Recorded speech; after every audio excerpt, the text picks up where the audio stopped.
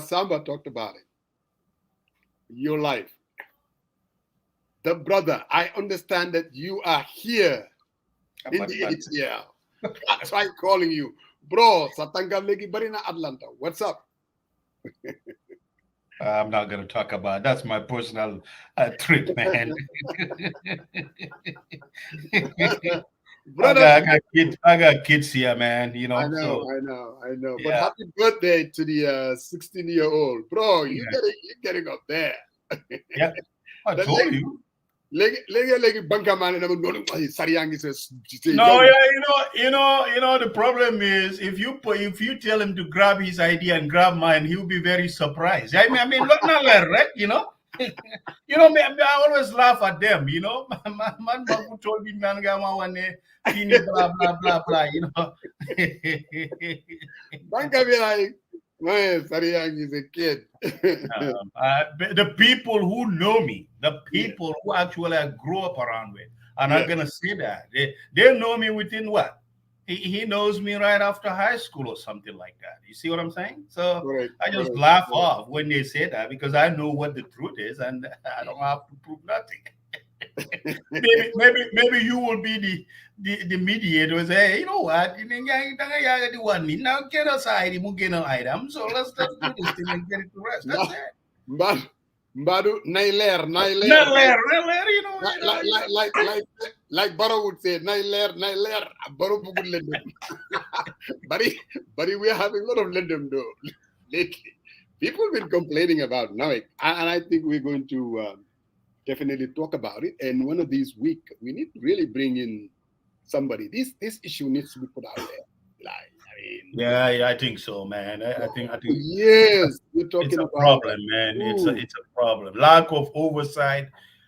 The governance structure is a problem. It's just a something problem. needs to be done. I don't know what it is, and the problem has always been here during the time of Jawara, Jammeh 30 years, Jammeh 20-something years, and here we are. We all thought 2016, 2017, this will be a good shot at. Managers come, managers go, changing of CEOs all over the place. The problem persists. Even the OMVG project that they are talking about, Musa, that's a hydro project. Even here, right? There are maintenance that you schedule through hydro output. For instance, the utility company I work in, we have about 31 dams. We have about 50,000 megawatts of wind integrated into our main grid system. But there are maintenance time, and there are times whereby outflow, you have to think about the environmental factor too. Because think about the hydro project, it has some type of gas that goes into the river. So you have to balance all these acts and all that stuff. So there are times you have to take them offline. So you cannot rely on them 100%. So there are times whereby you need to rely on wind, wind generation and all that stuff. So I think this whole thing, we have an overview, is going to solve the whole problem. I think you have to look at the entity itself, the agency, which is NAWIC, the governance structure. You got one person who is in charge of the water, electricity, transmission, and power distribution. I think it needs to be decentralized, and they can report to one person, the administrator. I don't think you only have one director responsible for those three entities. And I think the three entities that you just mentioned, they do have a director. For instance, water, they have director of somebody responsible for transmission and distribution. They have a director responsible for administration. I think they do have that. The corporate structure is no. I don't. I think there is a hierarchy of structure. There is a director, but who is the vice president or the senior vice president of transmission? That's the governance structure. The director is at the very, very bottom. If you say a manager, for instance, right? When you come to power, right? So it's more than that. It's really, really more than that. And you should have power, transmission, corporate. All these things needs to be. There's a governance structure, and I think there is an issue. If they cannot pay their debt, I mean, something needs to be really, really. Whether they need to look at the composition of their staffing structure, their infrastructure, and that's why you start poking and try to make critical analysis on where they need to trend in order to meet their.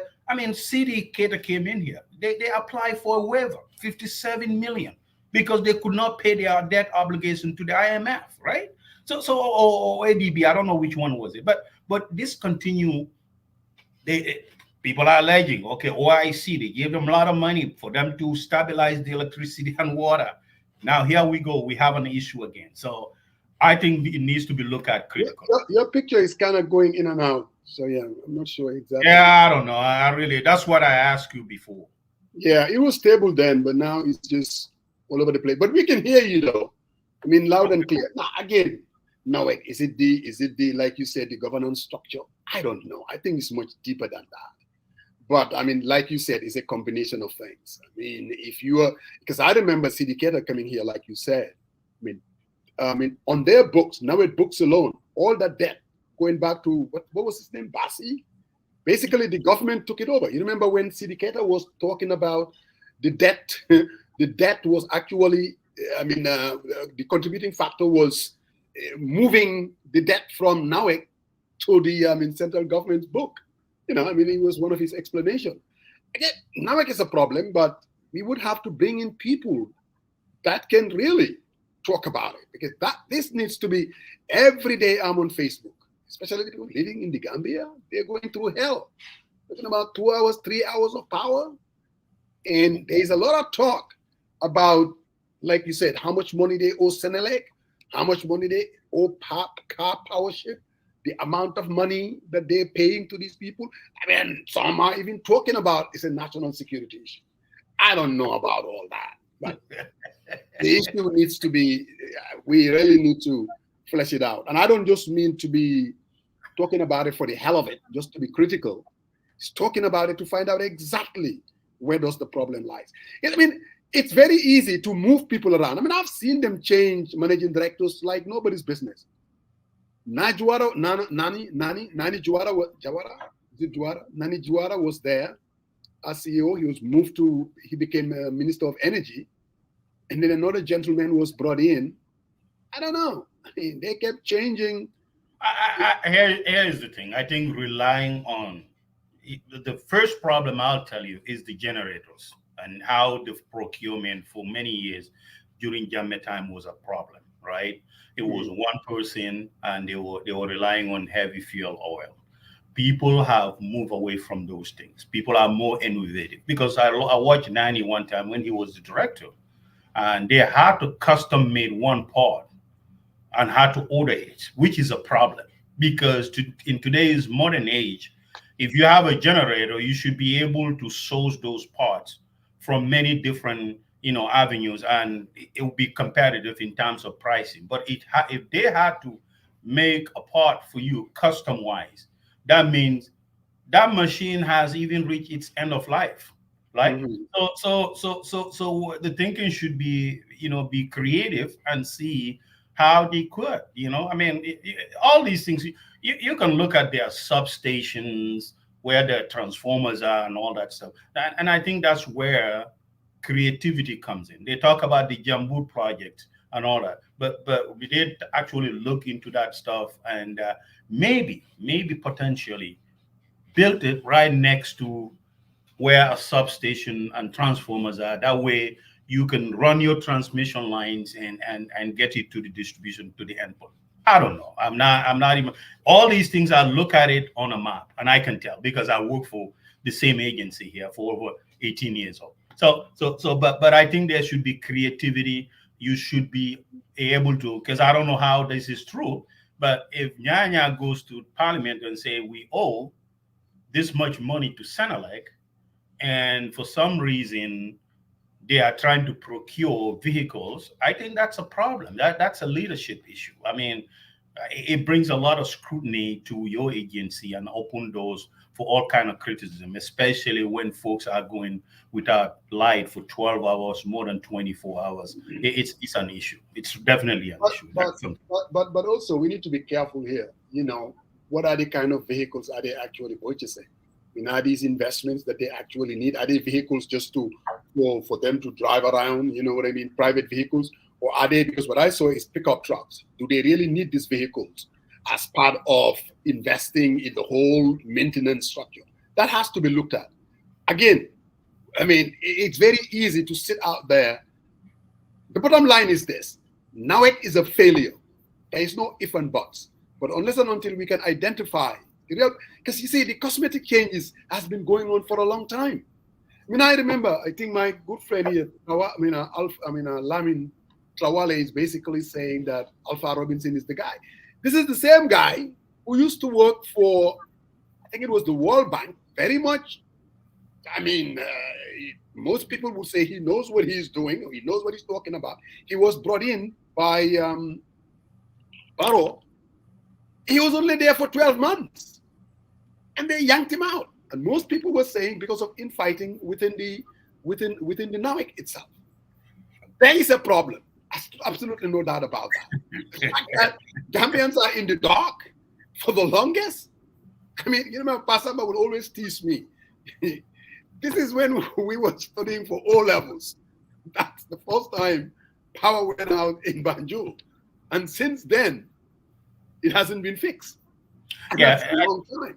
I think the main problem, because when I listened to the other gentleman 2 weeks ago on the brunch. I don't know what his role was. He was talking to Lamin. You know, the fact is they don't have reserve capacity. Reserve capacity mean, if you have a load shedding, meaning demand versus resources, the capacity that comes out, the output that comes out of those generators is less than what people demand on day to day. So he was even talking about at the peak hours, meaning everyone gets off home, get off work, get home, and that's very universal, even us, right? If we get home weekends by this time, that's a peak load. Saturday especially, Sundays are light hours. But if everyone wants to switch their air conditioning, wants to do all these things, there's so much demand that he was talking about. Some of their transformers somewhere in Manjai, it trip off, and Philscraft, they have to shut it off for some time. And you have to think about, okay, how about if there was a hospital that gets its power supply from that transformer? How is that going to work, right? So I think we can, even the sense of the vehicles, Musa. I think they need to do a better job of why are we buying these vehicles, especially if you are not able to pay your debt obligation. It's a problem, and I think we can sit here and say, "Oh, we don't know." No. I look. I'm with you. I mean, but again, unless and until we know exactly, just because you have a debt, that doesn't mean that you cannot invest in capital. You can have a debt. But what is the capital they have to invest in? These people. Did you listen to the guy though on brunch on Slack? I did not. No, seriously, I did not. No, but what I'm trying to say, these people have even more issue, Musa, in terms of capital, because their generators, they are phasing out slowly, because those are like a long-time generators whereby the parts, if you need it, you have to actually reach out to customize it, right? So I think if you think about, and they talk about the billing, I get that. That's why they move to this prepaid stuff, pay as you go, right? But people are paying it. Now, the fundamental question comes in, are you spending more than what you are bringing in? Oh, I'm sure. Most likely they are. So that is so sort of a question that I think where that leadership comes into play and say, hey, let's restrain ourselves a little bit and put this on a back burner and make sure that we straighten things up. But the fact is, NAWEC has been a drag on the economy. And I think the sooner the better, if the government could figure it out, somehow attract investors to take it over and sign a long-term contract. They can employ their stuff. They like how they do on the Senegambia Bridge. I think one of the key I would be very.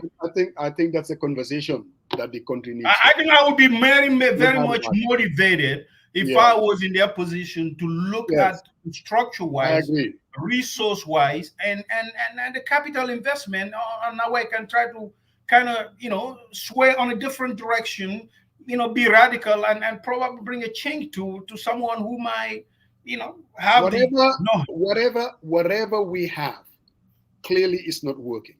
No, when you have a system or a structure that is not working, then you really need to do something differently. I mean, I know for a fact that they're Gambians like us. I have no doubt that they may want to solve the problem. It's very complex and it's very difficult. And you need a government that is very bold, that is also wanting to, you know what, not just to play politics with it, and not just to approach it and say, oh, I remember Jame when he bought the generators, and then guy generator report authority, then in the Sabarkati, and they were all dancing and saying our problem is solved. That kind of nonsense. Paro would come here and say, by 2025, in fact, I saw this thing where he was saying, I mean, we have so much power out there. You know what I mean? We don't even know what to do with it. Something to that effect.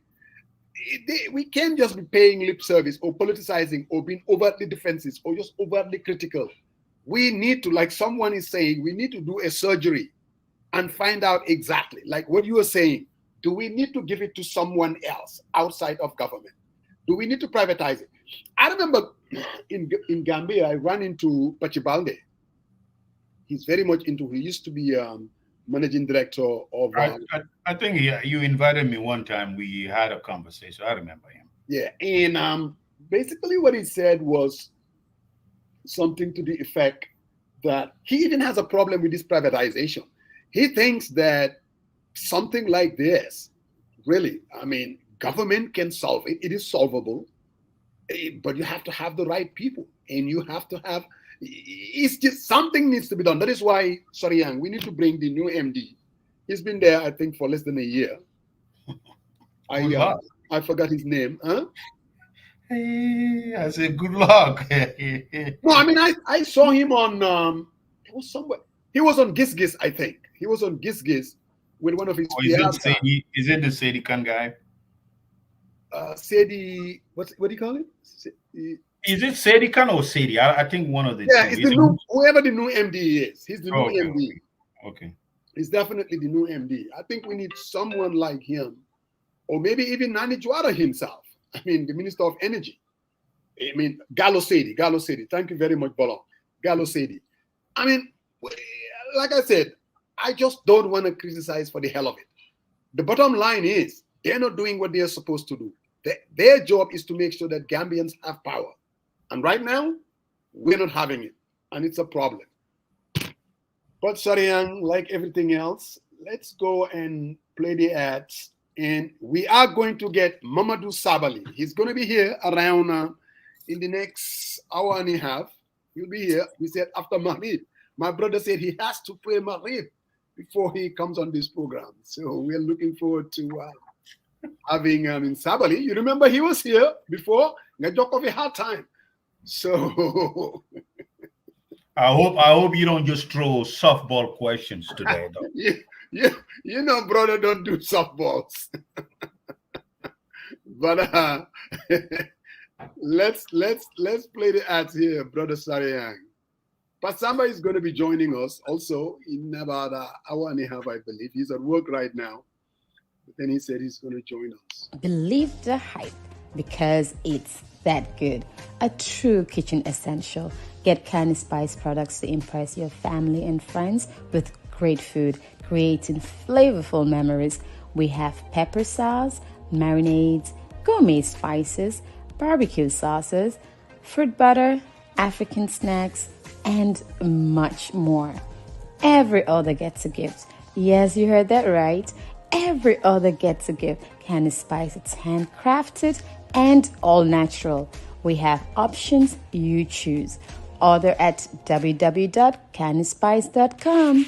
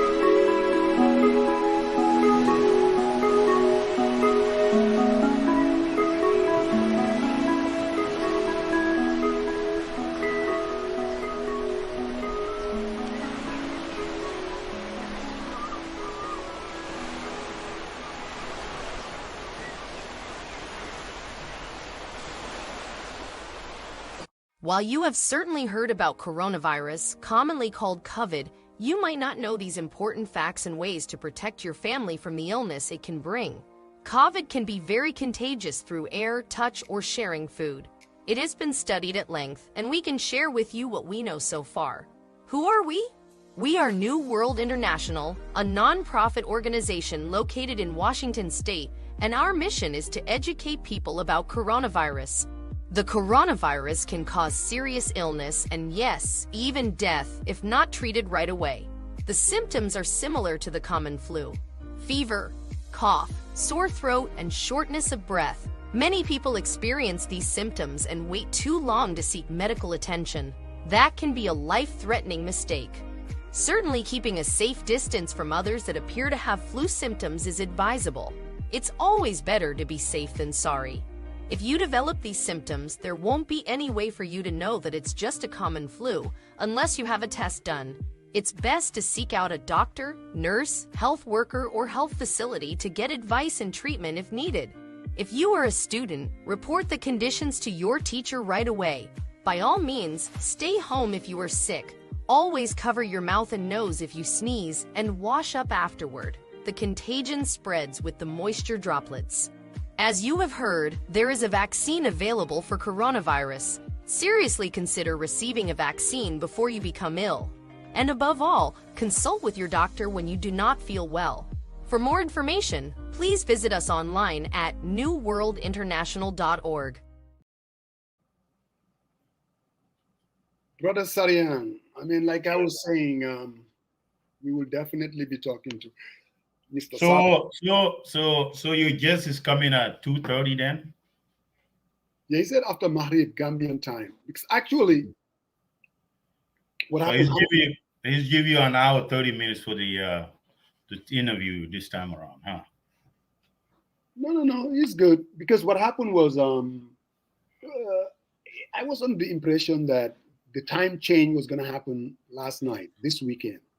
So that then Gambian time and America would have been 5 hours difference. You know, that would have given us, but I guess. You're talking about the daylight savings time? Daylight savings, yes. No, that's not it, Musa. I know. You're not listening to me. When I spoke to him, for whatever reason, I thought the daylight saving would have been this weekend, you know, and then the time change. It will be this weekend? No, that's what I thought when I was talking to Sabally. So, but it's all good. He'll be here at 7 o'clock, and we're going to have a conversation like we always do with all our guests. And we'll probe and we'll ask questions. Some of our viewers are saying, oh, we're not going to watch it. Dude, we have to be able to watch even people we disagree with.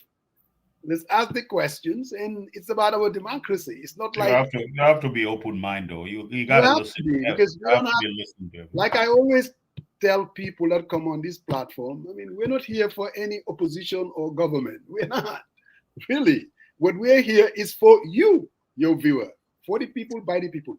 Pari Sarian, people are calling me, texting me, telling me Taliban Suda and this passport issue.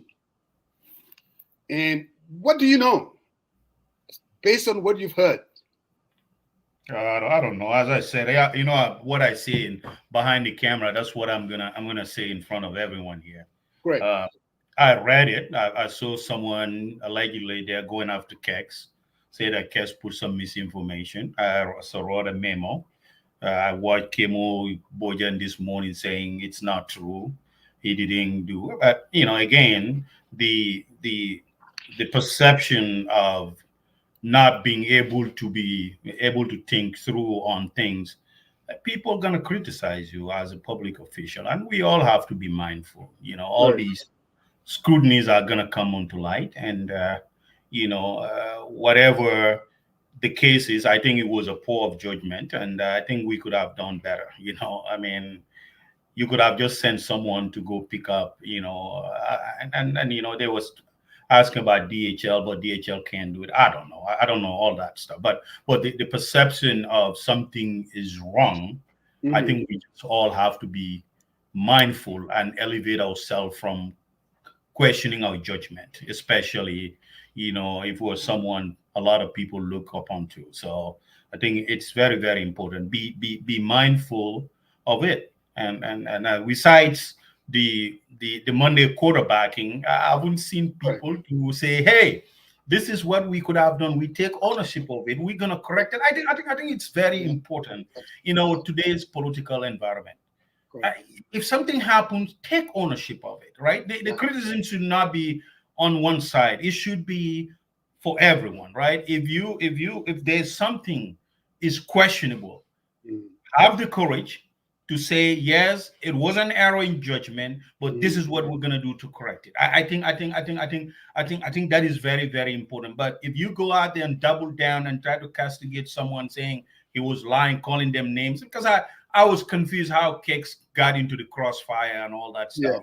And I think it's important we elevate the conversation. If we desire to have a Gambia, a country that is at least upright, and people that we want them to occupy the high office to do something great and something not thinking of themselves, but thinking more of the people. I think we should be able to call out the wrongs and try to, exert our voices and say, this is where we need to go. This is where, the conversation needs to be driven. So I think that's what my take is. So young guy, you have stole my thunder, and I totally agree with everything that you have said. The periods, the comma, and the exclamation, the whole damn thing. I mean, and all I'm going to do is reinforce what you have said. When I get a text, remember I told you I was at a budget meeting in Baltimore. I wasn't really following social media that much. And a friend told me, I told you this Taliban Sudan is corrupt and blah, blah, blah, blah, blah, blah. What? What's the problem? And then I learned that he had to send some people to go collect his passport in Dakar. And a memo was written to the CEO for them to go ahead and pay them allowances and per diems, whatever. And then, of course, when I saw what I would call the supposed defense of the whole action, well, he did not send one person. Oh, he only sent one person. Oh, it's not true. It's three. He didn't send three people. Oh, he was very transparent. I'm like, you know what? To me, that is giving excuses. And I like the way you frame it. For me, the action itself is wrong. Do I believe that Taliban Sudan did it because it's a corrupt person? I don't believe that. But his judgment has to be revisited. And also, for him not to come out or his people and say, you know what? Looking back, I think this was error in judgment. We shouldn't have done that. Talib could have sent his own driver. He could have bought a ticket, Air Senegal, go to Dakar, pick it up, fund it by himself. He doesn't have to go through. So it was a bad decision. Take responsibility, like you said. We did the wrong thing. Looking back makes us very uncomfortable. And moving forward, we're not going to do that. When you do that as a public official, because they're human beings, I could see myself doing it. I'm sure you could see yourself doing it, especially when you get into an institution that they have a culture. You got to be very careful. If you're someone who's going to transform and change the system, be very careful the things that you embrace, because it can be easily. Who was it that they said? I think it was Bakari Baji, when they were talking about this per diem issue, and he contacted one of his, I think his peers, Binakono Bulfale, this is how we do it. This is how you get in trouble. You know what I mean? Because now you just want to adjust to whatever the culture is, whatever the norm is. I mean, then you will not be seen as being, a transformational leader. And I think Talib made a mistake. Really, I think it's a mistake. And like you said, all he needs to do is just take ownership of it. Do not double down. Do not be overtly defensive. Don't talk about, Benanit la sell, Nyari nitla, 20,000 la spend and not $1 million. Look at this central government, you cannot corrupt. Don't even get into that. Obviously, the very people that are going after Talib, they're glossing over the biggest corruption within the central government, and they don't want to talk about it. So they are the last people that should even be shooting at this guy. But that doesn't change the truth that what Talib did was wrong. I mean, and sometimes, like you said, what you do is just take ownership of it. Now, yes, we did this, but looking back, I think it was the wrong thing. This happened in 2018. I did wrong. I mean, but when you come across overtly defensive, you go after this and the whole thing get politicized and elect the central government, I don't know. Again, do I believe that Talib is a dishonest person? No, I don't. I don't know the man. I haven't seen all his. The commission is right now at KMC. If something else comes up that basically point that this man is not to be trusted, hell, I'll come here and I'll say it. I'm like, yes. I mean, it smells bad. But at this point, just this issue and just this issue alone, I would kind of characterize it like you said, error in judgment, and that Mr. Bensouda may also just take ownership of it and move on. I mean, and because sometimes when you do that, people will respect you more than trying to be, using your sidekicks and put on press releases. That all the press releases, all it did was reinforce the fact. The fact is, Talib sent people to collect his passport, but DM was paid. Period. Those are the facts that no one can disagree with. But yeah, I mean, it is where we got to move, but the fact that I think there is more fundamental issue, as you are saying, with the central government, and more precisely too, especially Brikama, area council, the younger guy, and the other guy who goes in there and withdraw millions and millions, exactly.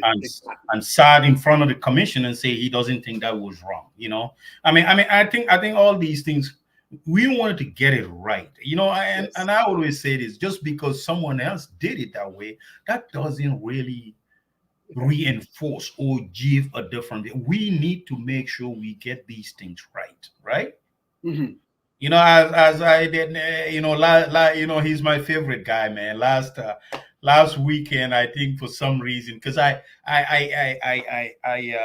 saved his entire clip when he spoke at the retreat, the late Vice President Badr Youth, and I was glozing over his comments at the retreat. He says, if you want to make it right, or if you want to make omelet, you have to break the egg, right? You got to get it right? Exactly. So and he goes in and saying, well, of fu dega amul, dego do am. Understand? Yes. So I'm gonna lolu moy dega bi. I'm gonna fum ñu wax diga. I'm gonna wax tu dega su ñëwé daal. Duñ lam comme suma brother be suma uncle bi Musa Jeng dañ ko def ci diga bi. Understand nga lu ma mean? Yes.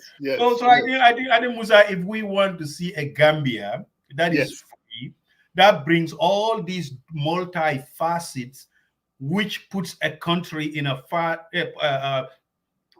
big trajectory where a robust economy, democracy, human rights, and all.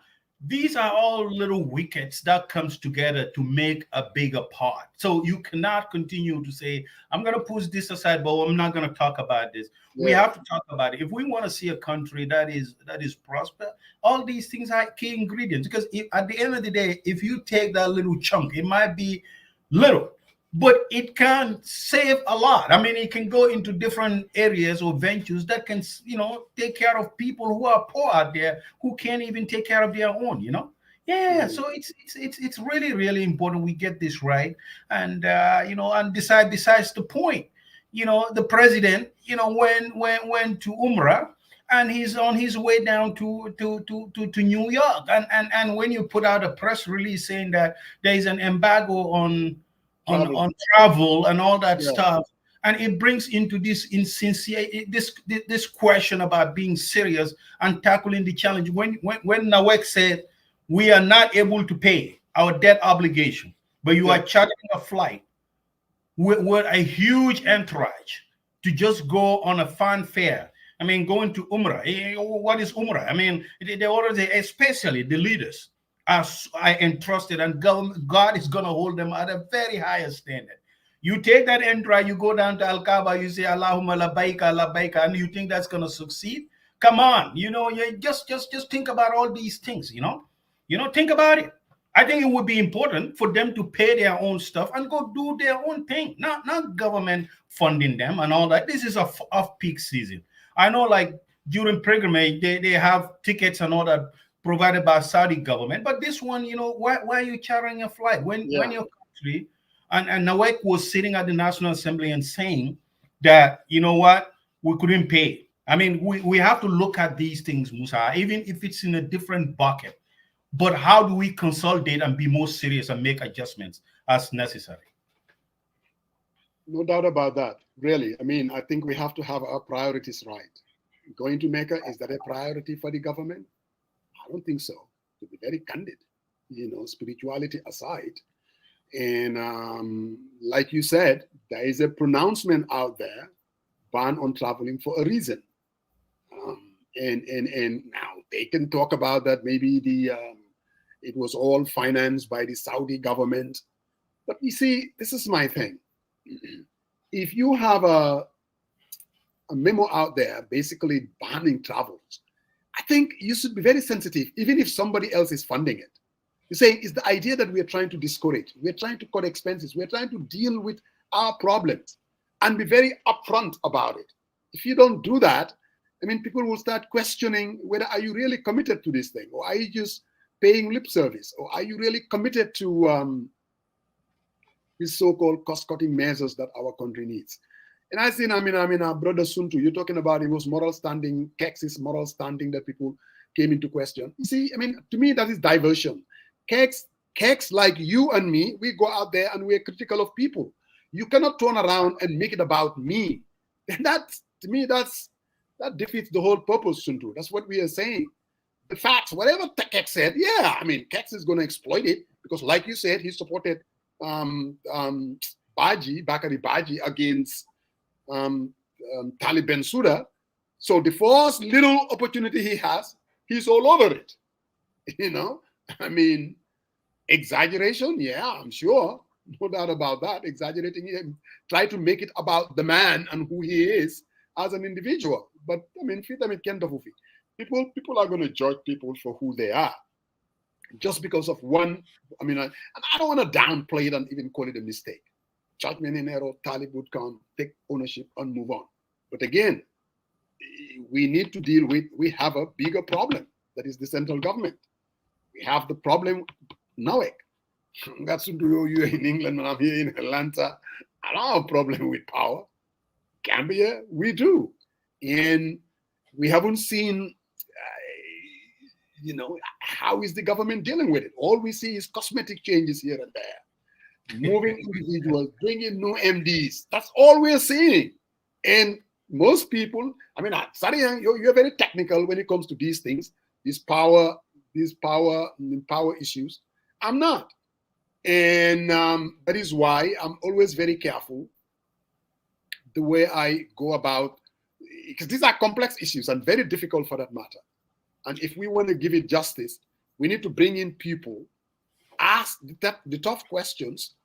And Musa, not to cut you out, now I remember. I think Alpha once came here when I was sitting on this. Alpha Robinson, yes, he was here. Yeah, I asked him a lot of questions, and some of the questions he didn't want to answer. Because here's the thing, though. I think for the intermediate, like a fix, a temporary, not a permanent fix. Nawek, their water, they have their output from electricity, right? So serving customers, getting your output to serve your boreholes, whatever you dug to get to the consumers. So they have this energy imbalance, right? It's negative. So that's why you have this constant load shedding. People are being off and they're fixing. The guy said it on the thing. It's true. They have to fix the issue. So if you are one of those who live in Manjai or Bijilo, and there's this transformer on Senegambia Highway next to Olyundum, and that's where your line goes in. If it has an issue, they have to shut you up. There is absolutely no energy because you have this interconnection. The United States, we can swing power back and forth on the transmission line. We have 500 kV lines and 250s and all. So they don't have that. So basically, I'm thinking about what he said. He said Brikama. So for instance, the transformer in Brikama, you cannot will. So the transmission are now built whereby you can, and that's what they are trying to do with the OMVG project. They want to swing, when that transformer is in Soma, and there is an issue in Brikama, immediately they can switch and transfer power. So Gambia doesn't have that capability. And you can trend that all the way back to 22 years when he was dealing with Mohamed Bazi, because there was absolutely no competition. Whatever he says, that's what people do. They are not trying to focus on stuff. So yes, there's a huge issue, but you have to also be fair. After 7 years, 8 years, the question comes into play: what are you guys doing about it? What are the fixes, right? So I am not sure how much capacity does that, borehole needs to, but they're talking about a solar plant in Jambur. How about you be creative and say, okay, maybe our output on the borehole for the water service, maybe we need to build a solar plant just for that purpose alone, rather than relying on the generators, because the power distribution is very, very critical. And listening to him, they don't have a reserve capacity. So for instance, if number 8, number 9, and number 10 generator, number 8 has to go down, immediately you switch up number 10 to supply whatever that deficit is to supply their customer. They don't have that. So that's also another issue that they have to fix. So it's not easy, but it's also very complex. And I'm not sure how much resources would it take to get all these things on back online. But it's tricky, and I hope they take it seriously. And I think you have to be a little creative. If you felt that definitely I cannot pay all these things, what is your recourse? Maybe attract some huge investors and say, hey, let's draw a long-term power plant. You hire your own employees, bring your own changes as you fit, run it efficiently. Maybe an 80-20 split or 75-25 split. Get your investment back and hand it over to us. Maybe that might be an ideal way of doing when they were relying on Senegambe Bridge, they were not maximizing their resource mobilization or collection. Maybe this might be a way to do, because if you keep bailing out. But some people were very critical of that whole. But what is the alternative if they are critical? I'm with you. Everything needs to be explored. Even people are very critical that our national security is being compromised by even buying power from Senelec and Cap Powership. I'm like, I thought. I will have a different take. That is very Musa. Very common. I heard. I understand that. No. Here's the thing. Even here in the United Texas is the only one that has built their own interconnection. But British Columbia, all that, we are all interconnected. So for instance, the Canadian treaty. Canadians have a lot of rivers. U.S. has a huge treaty whereby we will those waters to get our electricity, especially for my entity or my agency. So it's not. I don't know where the national security issue comes into play, but it's not that they are spying. You buy power. You trade power. It's like everything else. Like anything else. It's a very lucrative market. You do a day ahead scheduled power plus one. You have long-term contracts for 20 years. It's okay. Canada and United States have a long-term plan, man. California, Oregon, Washington, Wyoming, Montana, Nevada, all have they trade.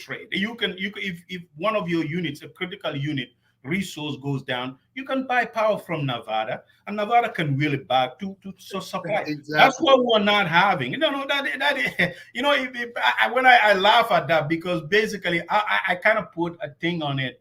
What kind of security threat are they talking about in this regard? Because that is very, very normal though for people to buy and trade, power across lines. So that's what they are. In fact, that's what they are trying to do with the OMVG project from Guinea, all the way Senegal, Mali. They wanted to be able to. They will have a power pool whereby each individual they have an entity that oversee all that, and if you are a power pool member, then you get power at a subsidy, and you can also sell it.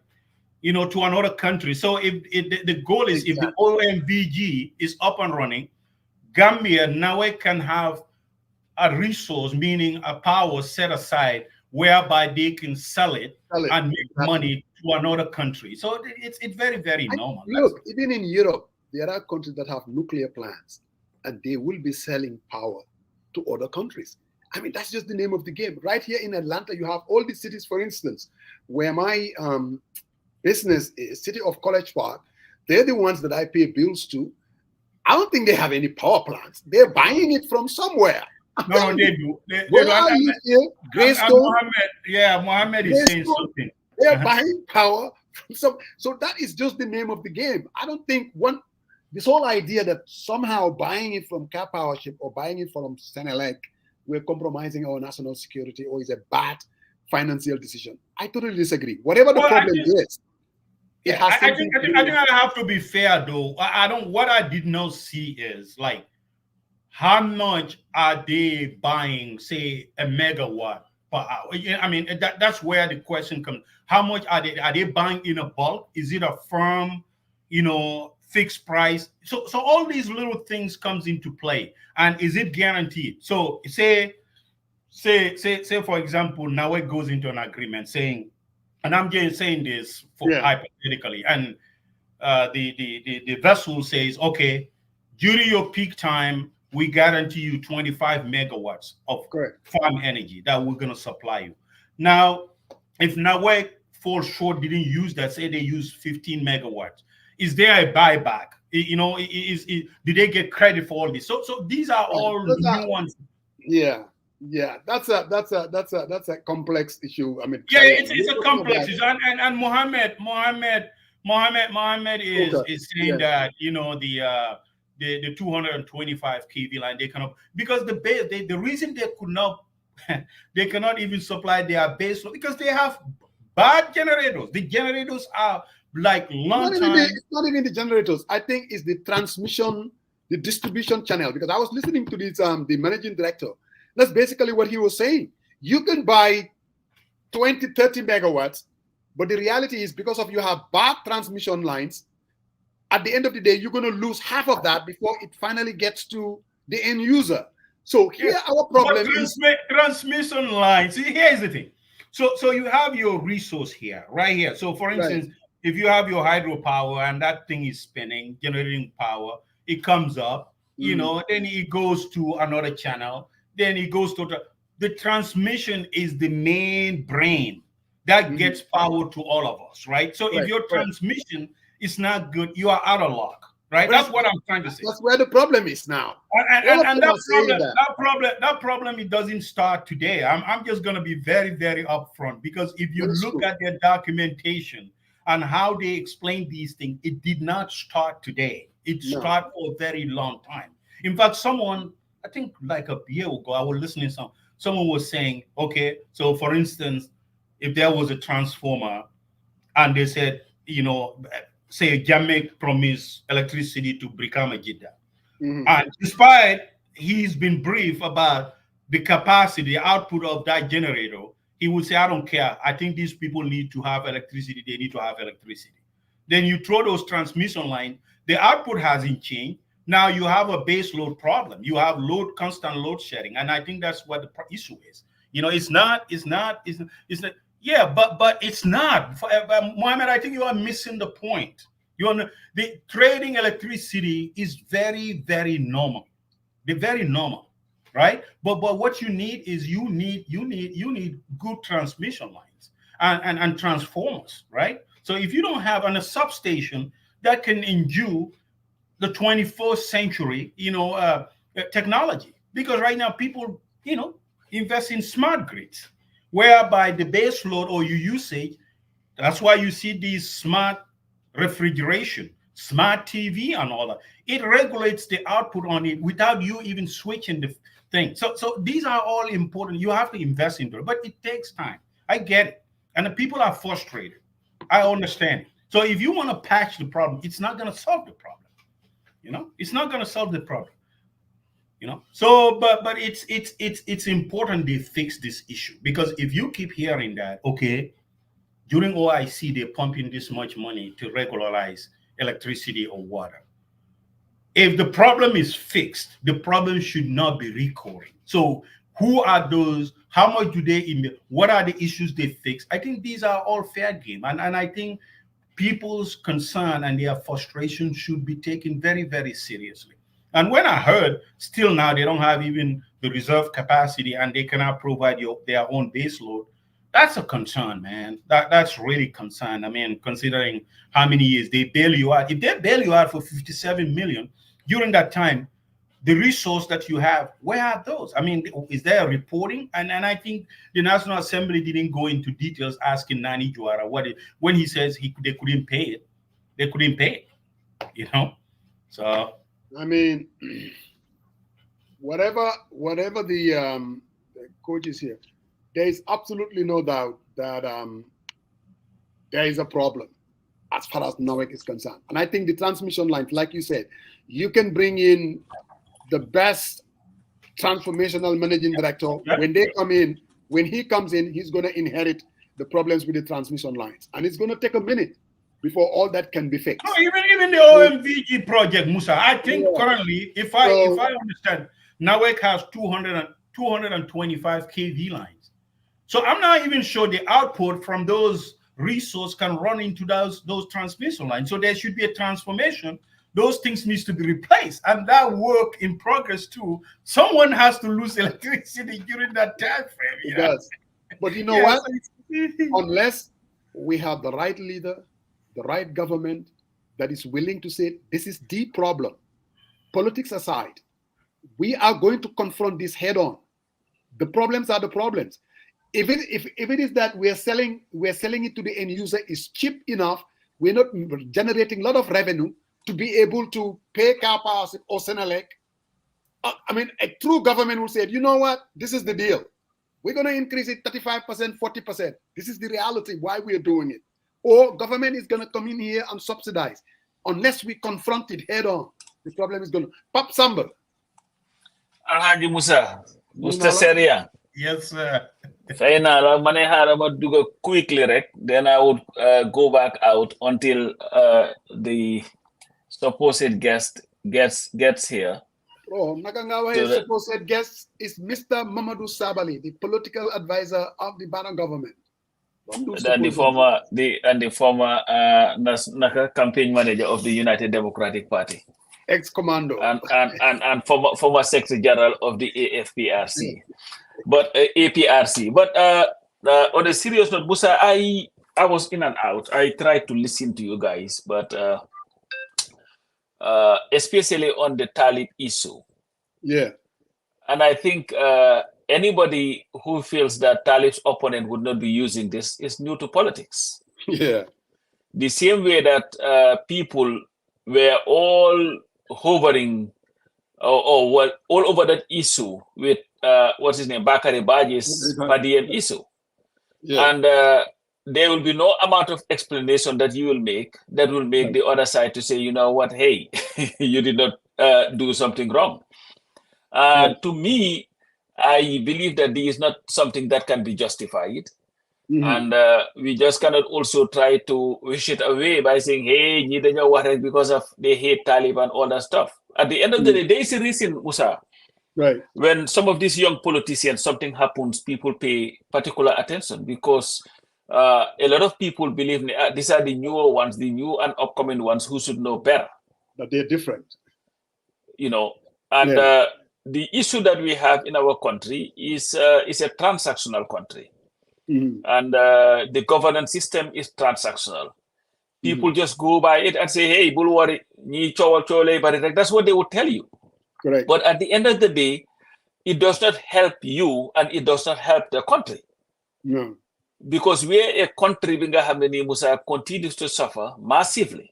The level of poverty in that country is massive. And it's all as a result of maladministration. Correct. And that may come in one form or another. Who knows? And you talked about NOWEC, Musa. Right.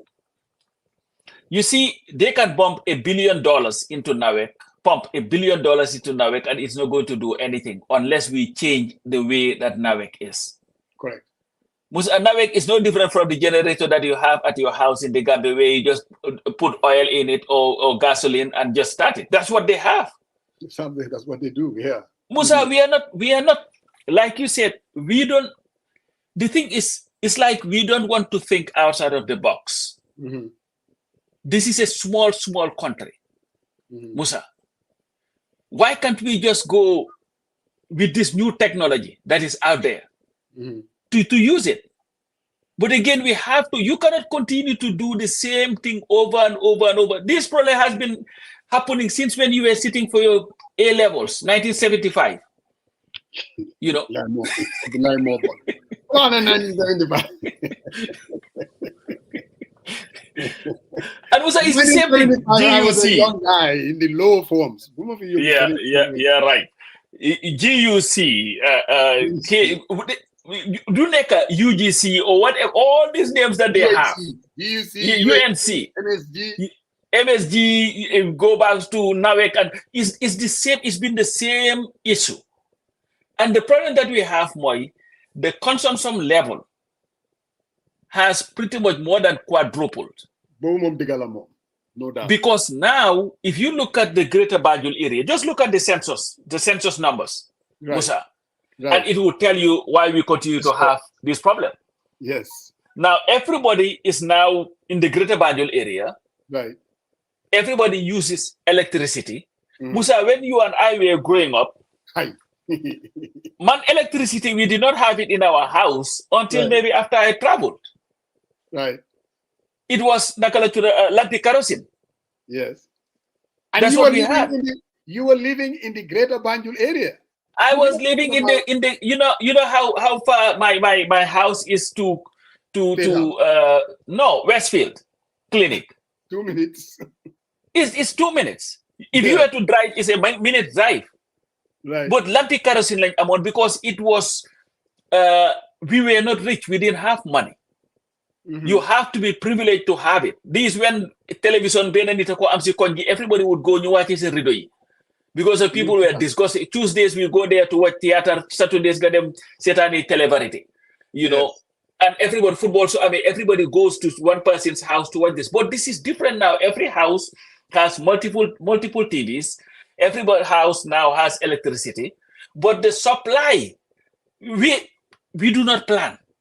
Musa, and that is the reason why we have this issue. We do not look beyond to today. And Musa, even the way that we live in the Gambia, for the most part, and I say this to my friends sometimes, the people that we thought were rich were people who could afford the pass. The pass was your issue. Yes. You know, you make sure you have enough the pass, and guess what happened? Once that person dies, the family suffers. Poverty comes in. Because we do not prepare before. We just yes, they were rich because they could afford the pass. Or they have a car, or have the knee. So the whole coin would come and help them push car. But those were the rich guys. Now it's a different reality. People are having these gadgets that I'm going to use your term, you old people's term. Gadgets that now consume a lot of electricity. So we've never planned for it. Like air conditioner right now, before, maybe an entire village or country or even Greater Banjul area, in a Benanit air conditioner. Air conditioner. Now everybody has it. Everyone does. You go to any office, they do have AC, household. And I think even this Gallo said, the new MD was even talking about that. So the demand has really gone up. But you see, and this is where the problem is. Because what people should do, this is why countries do census, Musa, every 10 years. Correct. And you know what it is? Census is not merely the numbers. It is to look at it and prepare your country and say, you know what, this is the projection. In 50 years, based on this, these numbers, the number of citizens would quadruple to this or will multiply by this number. And then the usage of this would be this. How many parks do we need to cater for people in the next 50 years, 60 years, electricity, water supply, and all these things. So you prepare for it to get to that level. Correct. But of course, we do not do that. And then we expect things to change. But this is the problem. Failure to, because again, these are sometimes long-term plans that that one has to put in place. So you come in and you inherit a problem that was not planned for. And again, I'm not talking about, because Nyombaro too, they have 7 years. Yes, we were living under a dictatorship. There was a lot of lack of planning, if you want to call it that, as far as NAWEC is concerned. Basi, whatever his name was at one time, was pretty much working with NAWEC in tandem, stealing our money, pilfering it all over the place. And then you inherit it. But again, all we saw is cosmetic changes. And you go out there and say, yes, now we make sure that electricity is in Kaur, electricity is in smaller villages. Yes, one would have to also give them credit for that. But again, you have to deal with this huge problem, the long-term planning, the short-term, the medium-term planning. And most people would say that the government hasn't really demonstrated total commitment in trying to deal with this NAWEC problem. No, Musa, is a cosmetic development. It's not development. Microwave development is not development. You have to be strategic. What we are good at doing, more building infrastructure, putting it in place. But what is important in maintaining those infrastructure to make sure that the services that are needed are created is always absent. And this is where we have the problem. Musa, you go to a neighborhood, you build a big hospital, beautiful, but you do not even plan for the people and their needs, the diseases that are now coming up. How do we take care of it? The equipments that are needed to be able to take care of. So this is the thing. What we do is we build roads. They look nice, but we are not catering for 10 years how many cars will be running on those roads. Are we able to expand it to be able to meet the needs of the people in 10 years, 20 years? We're building a hospital. It's a beautiful building. Let's name it after Sariang. Let's start with Sariang Amning Hospital. But will the people who go to that hospital be able to take care of the diseases that are coming up to them? No, we are not doing that. And this is the same thing with the NAWECs. This is the same thing with our school systems. This is the same thing with everything that we do. We are not a very strategic people. We do not do, and this is where the issue is. And Sarian, I know you're going to be here. You have to take this up. I have to jump, and then I'll come back and join you guys. So this is your show. Talk about the UDP all you want and why you think is the greatest party. Nobody's going to counter you today, but I'll join you guys in a minute, guys. Kojo. Hey. No. I think you guys are on the money. It's important to put those factors in here. And sometimes when you speak, they say, you can't compare the Western world. But, at least we could do some areas that can help us out. This NAWEC stuff is long overdue. And I think we have to be strategic. And I think one of the things that Coach highlighted is the population growth. You put that into factor.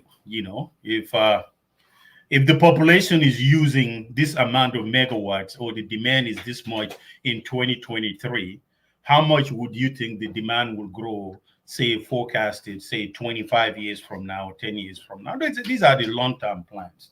But I think it's very, very important to think about this because, Musa, when you have efficient electricity, how much investment are you going to attract? I mean, folks are going to come out there, build factories and all that because they have a sustainable, energy policy or energy platform that can get them going. So if you don't, then that becomes a problem. It becomes a problem. And I hope, they put this into consideration because I tell you what, Musa, here, the agency, we get excited. Like my agency, if we had a huge snow in the Pacific Northwest, that is huge for us. And people might ask, why you guys excited for snow? Because of during summer season, when that snow comes down, it stays on the mountaintop. That mountaintop, at the end, there is a river downstream, right? So during summer, guess what? That snowpack melts and it turns to water and it comes downstream inside the river. But what those people want during summer? They want to go out there with their jet skis. They want to get the ride on the boat. So if we don't have enough snowpack, we consider that as a drought, not the rain drought, but actually snow drought, right? So it's very, very important, and we have to maintain sea level, putting into the environmental factor, dissolved gas that's coming from those generators and stuff. So there is a balancing. So you have to think about all these issues, and you cannot just say I'm going to rely on generators for what. Half of the time, Senegal. I was talking to one of the guys. He's actually very involved in Senegal's energy policy. You know what they did? Even Gambia, the rural Gambia, how they supply, those are from solar plants. Because during COVID, most of the irrigation plants in the United States, especially Florida area, they went out of business. They bought a bunch of those and shipped it to Senegal. And that's how they built, right? So you have to be creative and all. It doesn't cost a huge. We have lands before they actually sell all these lands to businessmen. Maybe they need to kind of think about areas where they should reserve it, where they could build these plants. Because even here, you go somewhere, you see those so fancy solar plants. Their output is a resource that is out to what a utility company actually give to their customer. So it's very, very important that we kind of think about all these things. And I think it could be cost effective, but at the other time, I think to diversify your portfolio is very, very important as well. Yeah, we definitely would have to bring not only people from NAWIC, but people that have really the expertise and understand especially this, because it's not only, and I'm not engaged in whataboutism, because most African countries, they run into this problem. Even South Africa, a larger economy, much richer country, they have these blackouts like there is no, it looks like it's an African problem, really.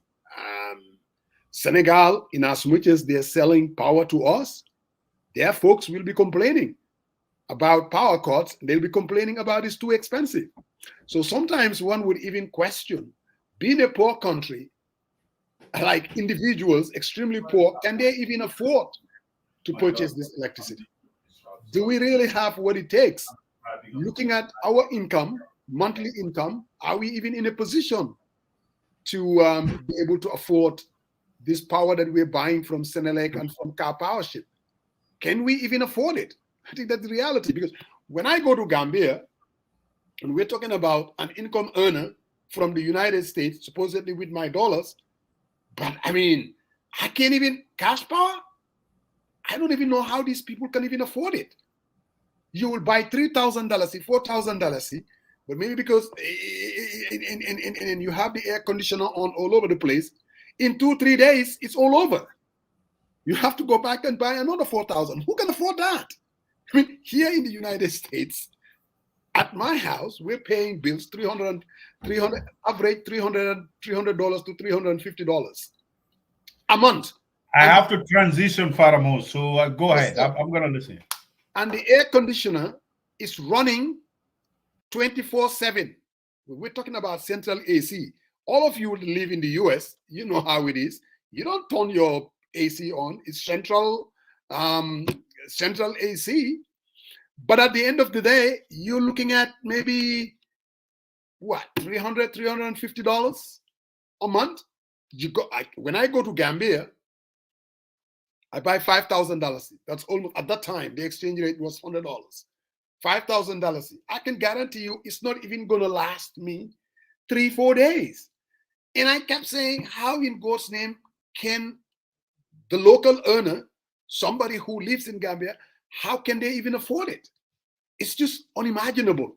I don't know how they would do it, because cash power is extremely expensive. So when the tariffs were raised, everybody was complaining. But you also have to look at it from NAWIC standpoint. If they do not generate enough revenue to be able to pay this, power that they're purchasing, it's not going to work. Either that, or government would have to come and subsidize. And sometimes people would even say that is the wrong decision for government to do. So this problem is complex, really. Being a poor country, and also the fact that we don't confront our problems, we don't manage enterprises very well. I mean, and then corruption, that's a huge factor. Most people are saying, with all this since 2017, all the monies were dumped into NAWEC. What happened to that money? People are asking that question, and their suspicion is most of it has been mismanaged. Maybe it's not even true. Maybe some of these funds were actually invested in some of these, capital investments. Whether you're talking about the transmission lines, whether you're talking about, maybe that's where these things have been directed to. I don't know. But most people would also tell you, knowing Gambians, knowing the government, knowing how state-owned enterprises are being run, the chances are a good chunk of that money also has been diverted to some other areas. They've been mismanaged. Again, it's a difficult problem that we would have to deal with, Brother Sarian. Yeah, Musa, I think one of the key things that you highlighted here, which is tariffs. How can you lower tariffs to make it more competitive, especially for the end users? I mean, especially if they know that the supply of electricity is steady and it's guaranteed. I mean, what that makes your rates very competitive. So, for example, what we have, like because there's different categories of power supply or energy. So, fact that if you're not able to even assure your customers that there will be 24/7, 7 days electricity uninterrupted, it makes the rate not competitive enough, and that puts you in a hole. And I think that's what Gambia is facing right now, because of as I said, I don't know how much the long-term agreement is with Senelec and the Turkish company, but the fact that Gambia is desperate to ensure that they satisfy their base load might be an issue. And I think that's what's happening with this right now. Because of your own generation, you could not, generate enough to supply your customers, your usual customers. It brings into all kind of question. But I think the scrutiny needs to lie. Where are they putting all this money into? All the money that's been given. That is a very, and people have their suspicions, and rightly so. Yeah. I mean, we are known for being very corrupt, all over the place. And I mean, we've all witnessed it. Some of us have even participated in it. And when we talk about corruption, it's taking funds and putting it in other areas that's not even a priority. And that is part of the problem. You can't really kind of overlook that as well. And also, now, like, how many employees do we have? You know how many when it comes to Gambia? Can we, maybe when we invite the NAWEC MD, how much money are they spending on actual staffing and payroll? So then you remember I was telling you that I was in Baltimore this past 3 days, and we were there working on budgets for next year. And every entity, every property, every hotel, you are there to defend, how much the expectation of the owners. I mean, these are people that own hotels all over the place. They expect you to tell them, they expect maybe 7%, 8% revenue growth as far as rooms are concerned and other areas. And you're also expected to defend every expense line. Staffing, for instance. Why do you need 3 people at the front desk? Why do you need 2 sales managers? Why do you need this? Why do you need that? All of that. And if you are not able to do, and very stressful, you have to be able to back up these numbers, that this is what we intend to do. This is how much money we hopefully generate month to month. And this is what we are talking about as far as the gross operating profit is. They're like, no, maybe 15% is too low. The owners, they expect 30% GOP, the GOP percentage to revenue. And you're sitting there trying to say, how in the hell will I be able to do that? Again, expectation matters. Now, are we putting NAWEC, bringing, the MD and said, look, these are our expectations. This is what we expect you to. That is why these performance contracts, they kept calling. I think we had it during the time of Jawara, as far as the state-owned enterprises. These are our expectations. If you cannot match them, I mean, change would have to happen. But are we seriously doing that? Are we challenging these entities? I understand, was it this new commission that was created? I think the, what they call it again? State-owned enterprises commissions.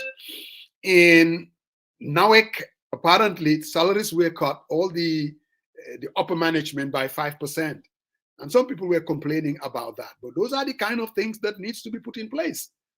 That these are the expectations that we have, and if you do not meet them, this is what is going to happen. Sorry, I think, again, these are complex problems. We are not experts. We don't really, most of our opinion is based on what we're hearing from NAWEC and their MDs and other experts.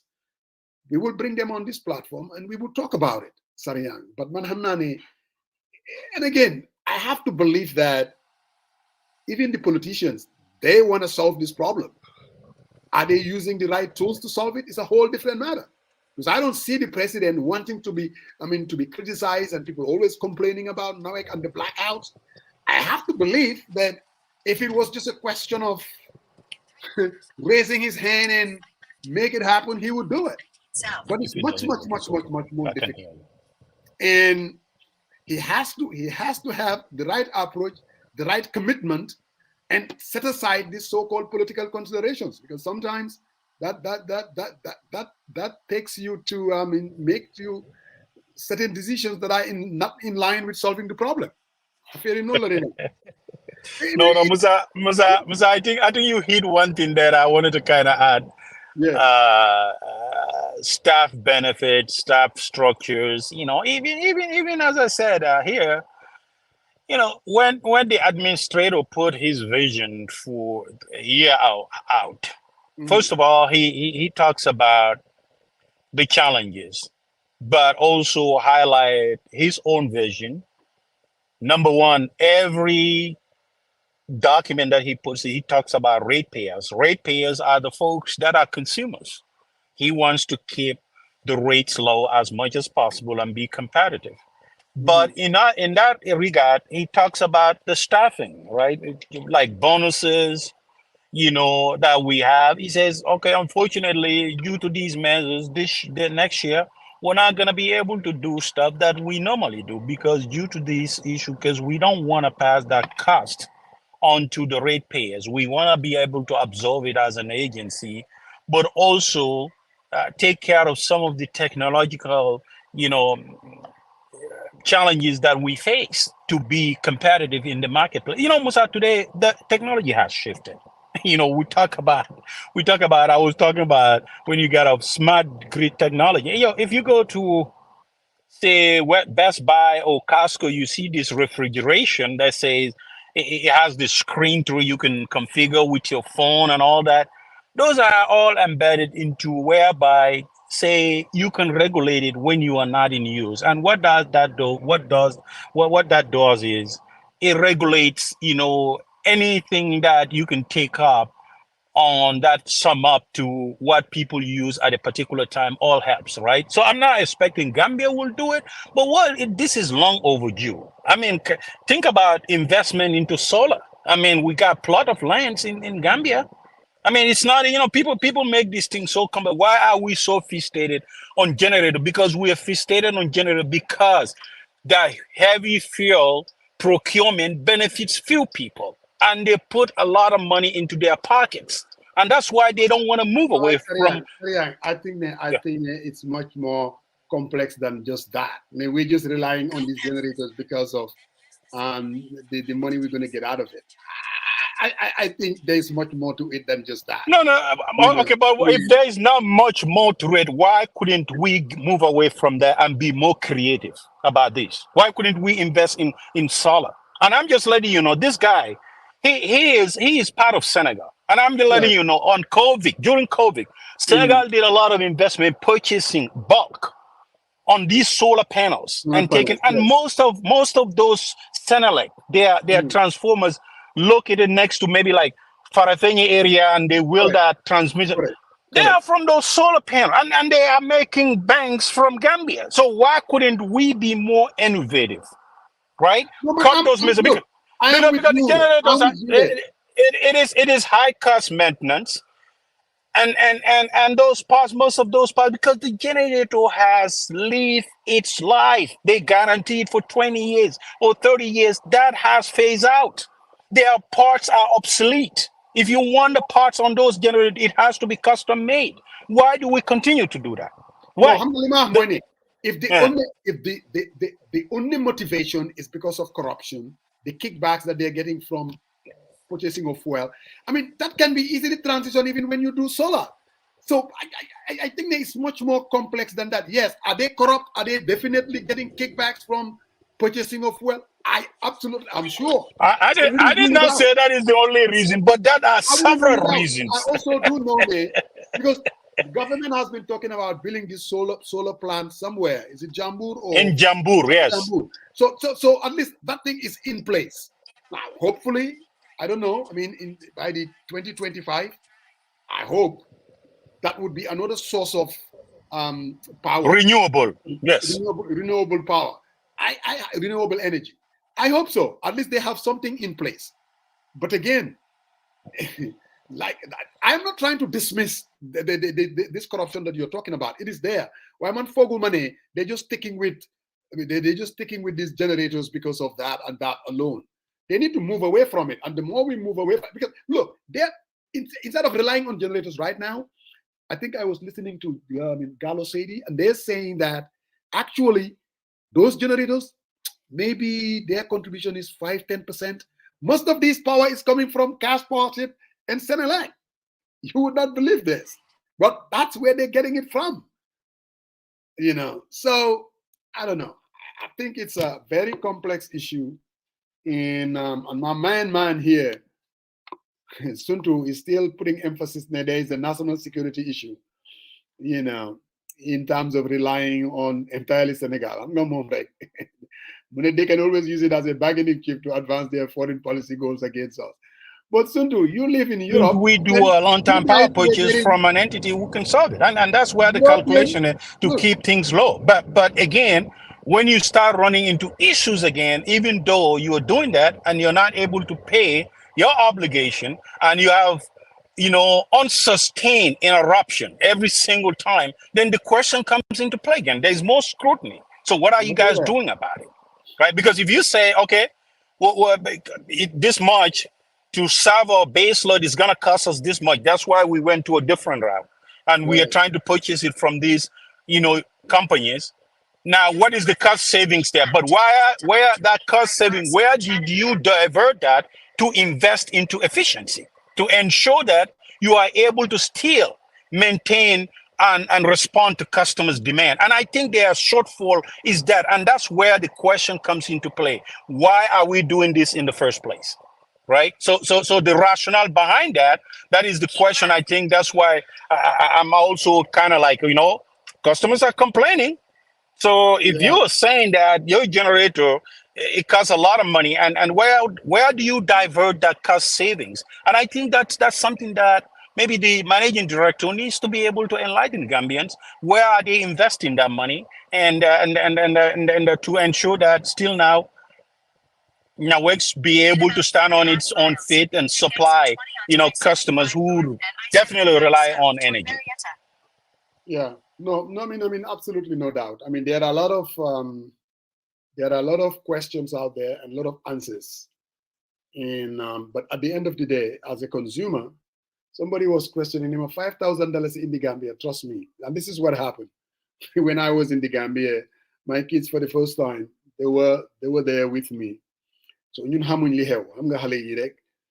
you live here in the US and then you have a central AC, we get to Gambia, it was hot as hell. Every room, these kids are kind of turning the AC. Before I know it, I'm like, oh no, we are in a totally different environment. We would not be able to achieve this. Because when you let this AC running, sometimes they will even go to the beach, send rooms to buy AC be running as if there is no. I'm like, oh no. So that's how I found out that gas power in the Gambia is something else. if you're heading to Gambia, especially with families, you better look at a budget for that, because it's a huge amount. $5,000 yes, believe me. It didn't take me long to realize that we need to do something. And the question is always, I don't know how the Gambians themselves, with an income like $4,000, $5,000 a month, how in God's name can you even afford electricity? And that is why they do complain, especially you buying cash power and you're not getting it. That's one thing. And even if you get it, it is unaffordable. Now it went ahead and increased the tariffs, and everybody was up in arms, saying, what in God's name? But now also they have a problem, because they're purchasing this source from somewhere and it's expensive as hell. They have to price it right in order for the entity to become to remain viable. So it's a difficult, complex problem. Sariam Maron, with all your experience in power, even Kolo Yobo Naweksa, I'm telling you, it wouldn't take you long. You'll be having white hair all over your head, and people will start writing stuff about you, and you get pretty defensive. No. You know, for the billing part, when you inherit a problem, it becomes very difficult.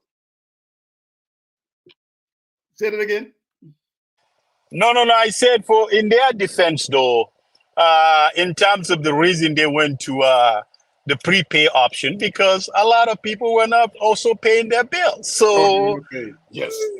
so it becomes a necessity. You have this option: do I prepay and get gas, electricity, or rolling into the billing option? And they kind of said, you know, for moving for a very long time, they felt that this is how they at least collect their revenue through, you know, pre-purchasing, you know, consume what you owe, and, you know, then billing cycle, they go around, they don't collect as much, people refuse to pay their bills, and disconnection, and that puts them into a deeper hole than where they are right now. So that's the rationale behind it, and which is fair, you know. I mean, it's difficult, but as you said, it's not an immediate solution, and I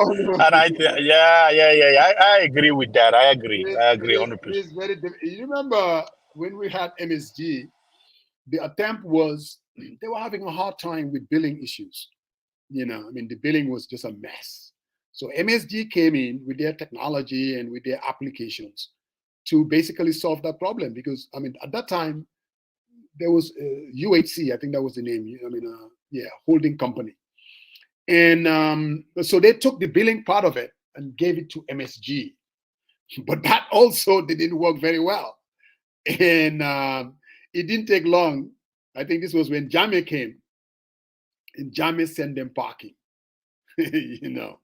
And again, you know how Gambia is. Even in this country, Sarian, when you get into billings, it can be very difficult. You know, you bill people.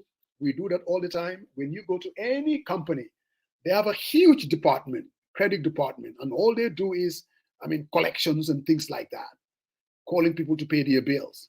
So the idea of a prepaid cash power, to me, it makes perfect sense, especially in a country like the Gambia, when we are not organized. We don't even have addresses.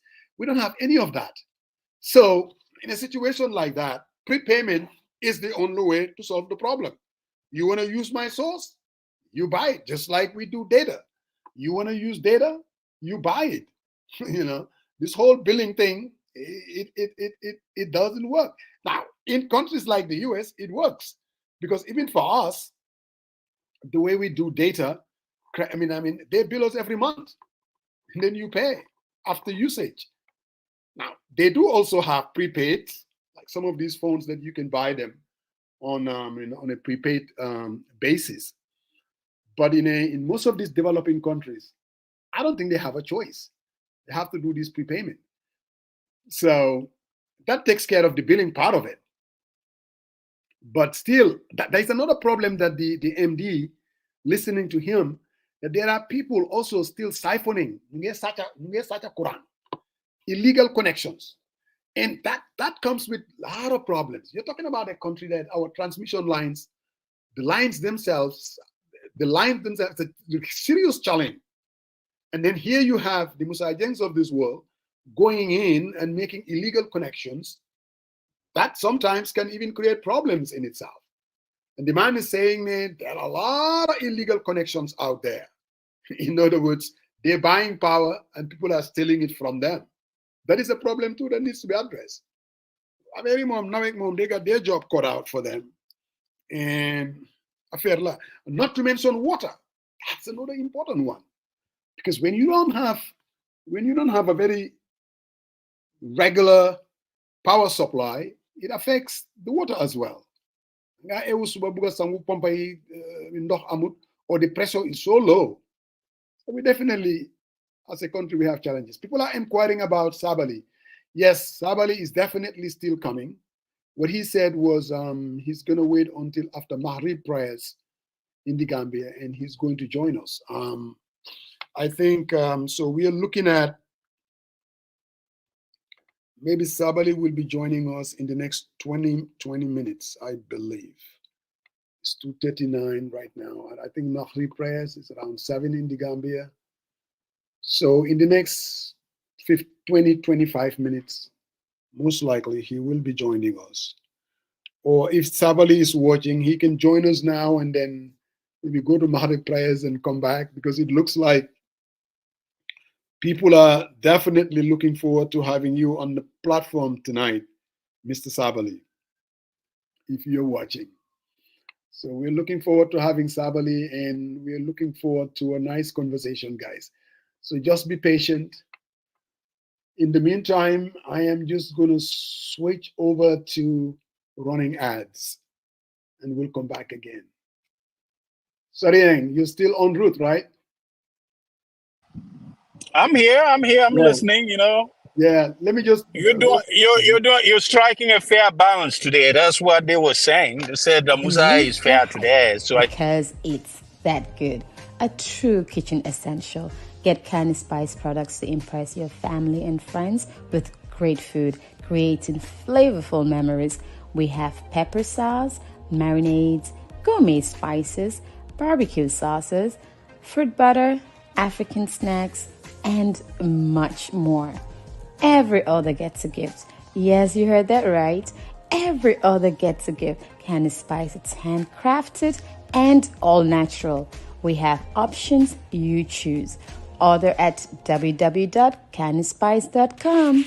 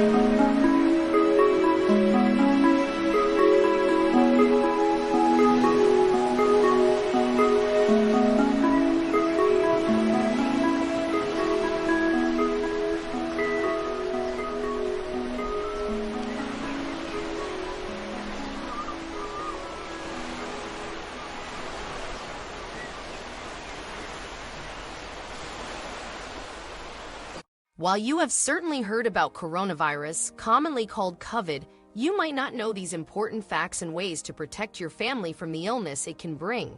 COVID can be very contagious through air, touch, or sharing food. It has been studied at length, and we can share with you what we know so far. Who are we? We are New World International, a non-profit organization located in Washington State, and our mission is to educate people about coronavirus. The coronavirus can cause serious illness and, yes, even death if not treated right away. The symptoms are similar to the common flu: fever, cough, sore throat, and shortness of breath. Many people experience these symptoms and wait too long to seek medical attention. That can be a life-threatening mistake.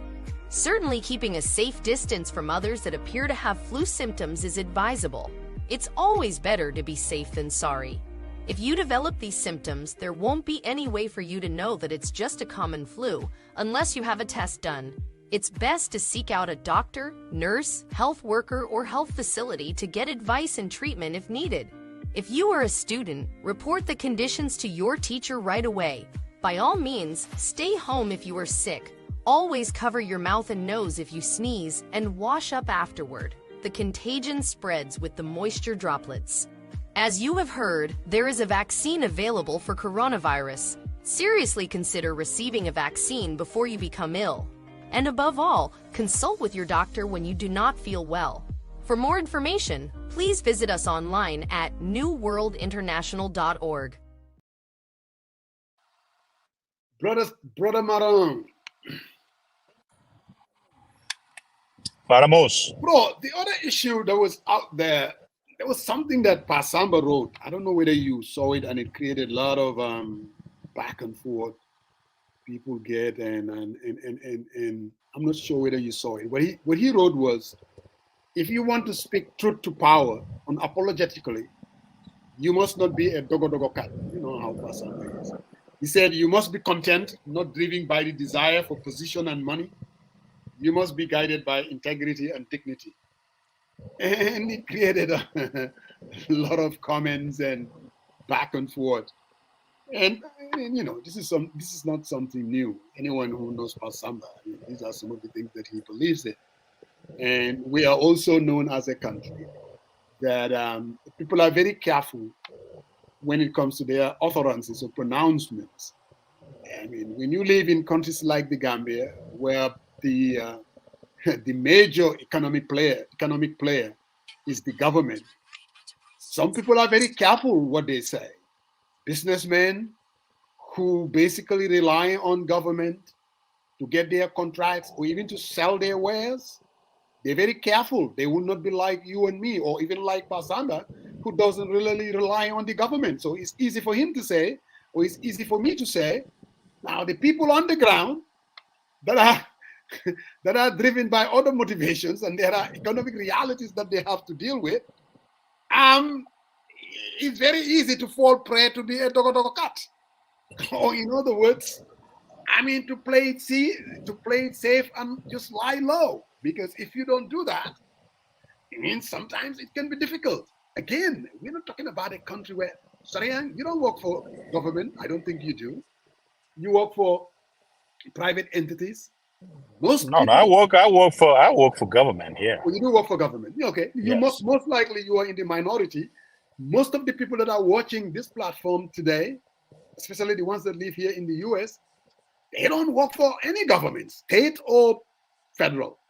They work for private enterprises, and they can have any views or opinion about government without having to pay any price. But when you in the Gambia, for instance, when you say 80% of the people receiving salaries, they're receiving it from either federal government or whatever.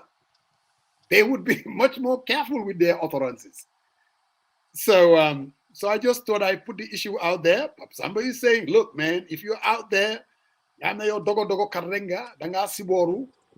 definitely it's very easy to compromise your integrity and your dignity. What do you think about that issue? Well, we gotta cycle back to the background, how this whole conversation came to light, and I think the issue here, as you highlighted, is not only about Dogo or working for the government, right? Here, there are strict regulations, right? I am by regulation, Hatch Act. I cannot show up at a campaign rally and start saying stuff and saying I work for this government, blah, oh, people know me.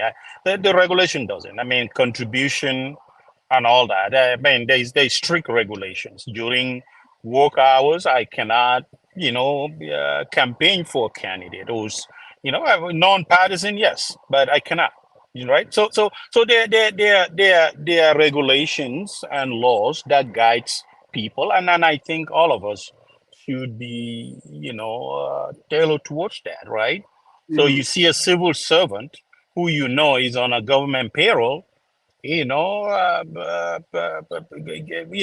issue an audio blasting being very too partisan. I mean, I think we have to be very, very careful. And all that stuff stemmed from about the clinic that was built for state house or not state Right. house. And that's why I Right. think this whole conversation, but where do we go? I mean, like in the Gambia, we've seen civil servants completely show their loyalty to the president. I mean, you could abide by the rules, abide by the office, and respect your office, being apolitical without leaning one way or the other. But when you see a chief of protocol calling into a private radio show and Right. basically taking a fight, Right. basically saying, okay, I mean, I think that is partisanship, right? So I think we just got to be careful. But what does that do? I mean, we just had a conversation about Nawek. Why Right. Nawek has this issue? Mhm. Maybe the institution is not robust enough to hold those folks who hold those positions accountable, right? I mean, the kickbacks and all that. There is a regulation. There is like an 800 number setup. If someone sees Sariang driving a U.S. government vehicle and pull into a Costco, I can guarantee you they will call that number. And if that official vehicle is assigned to me, and guess what? Someone is going to call me, right? Hey, it's Sariang. Someone saw you at Costco, you parked the government vehicle there. What are you doing out there? Mm. I have to justify that. There are policies that are set up to ensure that you hold people accountable. If I want to go do that, I would think otherwise that, okay, am I going to be reprimanded or fail a disciplinary action because of there is a process out there? If someone turned me in, they're going to do this investigation. At the end of the day, I'm going to face the consequence. That's what we're now having in the Gambia. And that's why we face a lot of hurdles because people get away with such things, right? So, and this is, by the way, it's true. So if someone, you or anybody, a citizen, it doesn't even have to be a government employee. If you see someone using a USA government vehicle and you know the tag and there is a number there, you call, they automatically have a database. It will link into that, whether that is an entity. And if that person who at that particular day, they have a checkout process, so they know exactly who that vehicle is checked out to, and they're gonna go after that person. But do we want that type of transparent environment for our government? That way they can serve our people better. And I think sometimes when this criticism comes in, and your guest was on to who's coming today, he's on point criticizing, saying that this is not true, this is not they put the word out. They put it out for public consumption. Whether the semantics, calling a clinic or a hospital, that's up on them to fine tune their message in order for people not to interpret it wrong, right? So, Right. for the fact that State House should have a clinic or should have a doctor that takes care of the first family and the people, absolutely. I'm not against that stuff because everywhere you have it. So Right. so that is but the fact that I think people were so feeling like, okay, they're building a hospital when our number Yeah. one issue in the country is healthcare, and I think it kind of highlights some type of insensitivity, and I think that should be Absolutely. something Absolutely. to give and take, but strike a Absolutely. fair. I'm ready to give Barrow a pass on this one, though. I don't think I'm holding that too steep. I mean, every state house should have, especially if you have like 2,000 people within state house. I think you can go to a clinic and be able to take care of you. You should see doctors and all that within your vicinity to take care of you in terms of emergency. I think that is something not out of ordinary at all. So I mean, Look, that's what it is.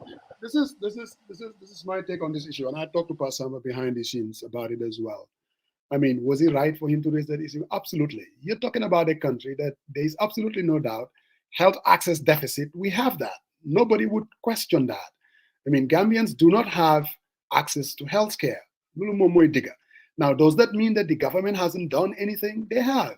They definitely built, call them hospital or clinics in Tumana and also in the Badibus. They've done that. I mean, they're building healthcare centers. They've done that. Nobody is arguing against that. But this is the same government that came out and said they went to China, for whatever the reason is, and that they're building a hospital at the State House. I mean, they raised eyebrows. No doubt about that. People were saying, ooh, a hospital in the State House, with all the problems. Where? Now, is that a debate that we should have? Absolutely. Anytime, because we're talking about, do we really need it at the State House? Do we really need it in Burmang? Do we really need it in in Kayaf? I mean, we can all have the disagreement. Now, I'm not totally against Mott Sise, the chief of staff, and Sabally coming out and clarifying, because they work for the government. So it's their job to do just that. So to me, I don't even call that dogo dogo per se. I mean, if I were there, I would have done the same thing. I would come out and said, look, you guys get it all wrong. Where I think maybe my Fana brother get a little bit wrong was when he said that use it to lambast Pasambane, he was being disrespectful, the way he speak to power. Then when you talk, I mean, you can be critical and you can do it nicely. I'm like, Pasamba doesn't do nicely. Maybe somebody like me would do nicely, but people's approach are going to be different. But for me, maybe his emphasis should have been, look, this is the just like he did. This is the clarification that we need to make. And I don't even know. I think they were trying to score a lot of political points when they go on these trips. I think their advisors should be much more careful the way they go about putting things out there. China, I mean, they are so yakamti to go out there and put information out there that they think politically would help them. They ended up stepping on the message itself. And this is where I think they need to really go back before they, I don't know, maybe they need to bring in other advisors that are more of, not part of this herd mentality, that would say, oops, caution, before we go out there and say this and this and this. What are the ramifications? I mean, it doesn't take much. I mean, anybody could have seen this coming. If the government comes out and say they're building a hospital at the State House, some people are going to react. I mean, there are the Jobadas of this world, the Pasamas of this world. I mean, they will react. The Shayamaros of this world. Those are the things that they're looking out for. At the end of the day, how is this helping the average Joe? So, man, if I'm the advisor, I think before we put out information like that, information needs to be managed. Messaging is absolutely essential. If, let's say, for instance, you had these proposal from the Chinese, well, we've seen your clinic at the State House and we want to upgrade it. There was a way that this could have been communicated and said, you know what, when we went to China, we have this clinic at the State House that takes care of soldiers, that takes care of the force family. I mean, it's been really downgraded. And what the Chinese are proposing to help us, and upgrade the clinic.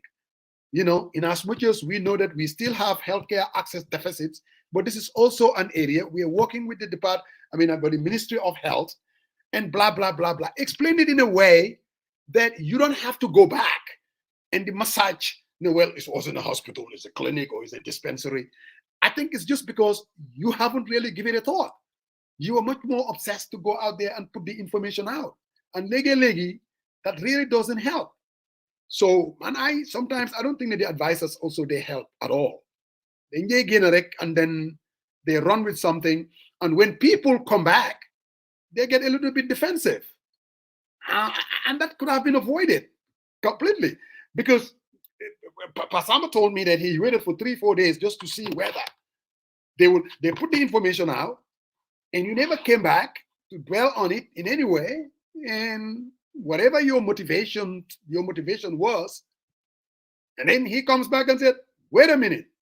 I mean, why would you wanna have a hospital at the State House?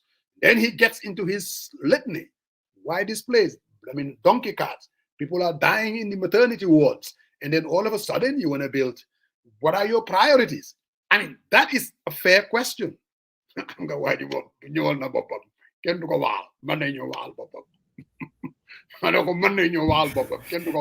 What? So what, Samba? What my Fana Monsise said, you were disrespectful, and this is not how to speak to civil servants. Just because that they are civil servants, that doesn't mean because sometimes your language is abusive. Your language is going after the office. No matter what say you to that issue? I'm kind of sympathetic to some of the issues that he raised. Of course, you'll be sympathetic. It's a whole bunch of nonsense. In the first place, man, I never go out of my way to disrespect anybody. But if you're giving a job that is paying you handsomely, and you're not delivering to the people, well, you know what? That's why you'll never have them resign. Have you ever seen them say, "I'm going to resign"? Never. They paid handsomely. They're giving enormous privileges and all that. And if you fail to deliver in your duties, you are pretty much disrespecting the Gambian people, Musa. When we started speaking earlier, we were talking about NAWEC and the issues that the Gambian people have. Do you believe that it is respectful for somebody to be giving such a job when Gambians continue wallow in that darkness? Do you know how many women die in our hospitals because of maybe during surgery, lights went off? So to me, that is more disrespectful than how one is to be addressed. To me, I don't see it as disrespectful. What I think was that my good brother saw himself in what I said. Because what I said was this: there are two things that could happen to this hospital that they want to build at the State House. Now they've changed it. Every minute is changed to something else. That it is either they do not care, and the reason why I believe they do not care, Musa, is there are more people in our country needing of a hospital than the State House. Whether it is going to be at the State House or outside of the State House, to me, is immaterial. All right? And that second, and incompetence is if you do not know and understand where a hospital is supposed to be built. If your priority is the State House, not Numuyel, not Nakala to the Kaurdan de Mayo, not any of these other places where people are dying on a daily basis because they could not even afford medical health care. And this is the issue. So if you cannot counter an argument, what do? You either insult or you become accusatory. Or you to respect the office. Which office? I have no problem with the office.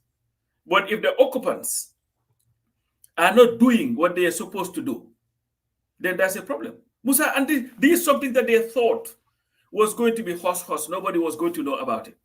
Yeah. When it came out in the open, there is a reason why they are not jumping all over the place trying to defend it, because they know it's indefensible. Did Morsi say anything that convinced you, Musa, that this was necessary at the State House? Oh, it's not a clinic, this thing is just a clinic. That's why I told them. What I'm saying though, if they had a clinic at the State House, that we've always had a clinic at the State House, which I did not know. Did we have a clinic during the First Republic? Did we have a clinic during the Second Republic or the Third Republic? Now, the argument then comes out to, do you have to have, like you said, Numuyel and build hospitals all over the place before you even consider? That's a debate that we can have. I don't think it's a crazy idea to have a clinic at the State House. I don't think it's a crazy idea. What I have a problem with is the way that the information was put out, all right? And then when you aggressively went after them. Hold on, Mos. I have to, I am at the plantation. I know. I need to take care of. Hold on. So, again, do I really understand where Pasamba is coming from? I really do.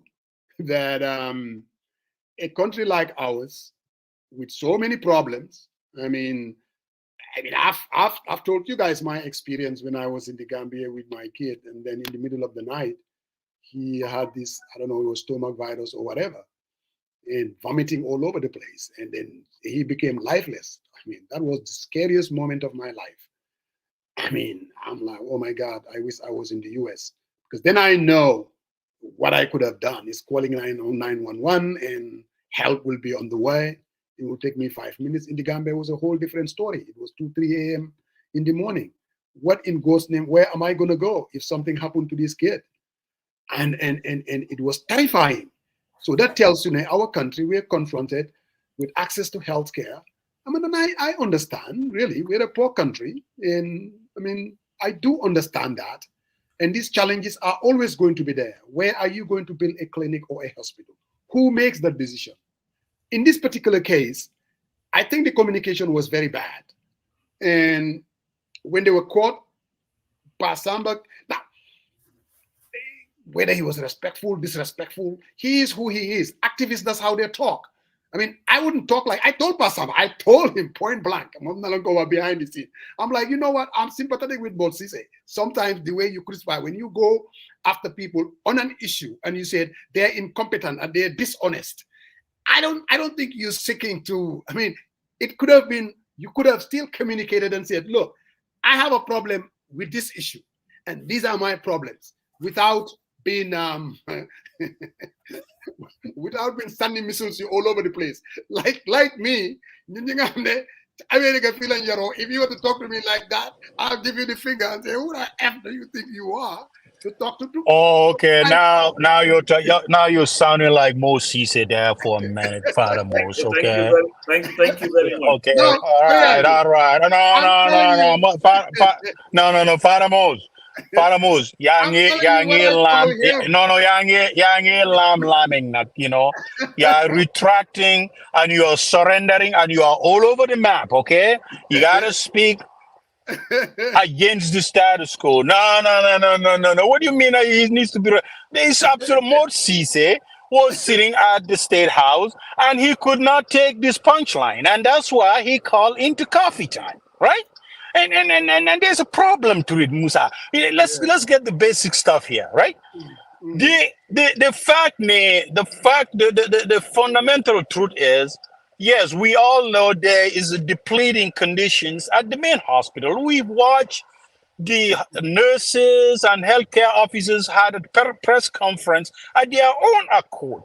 They lambast the government, lack of gloves, lack of basic stuff. So when you sit out there, it's, oh, we went to China. They told us they're going to build this thing and blah, blah, blah. Well, people are responding to that.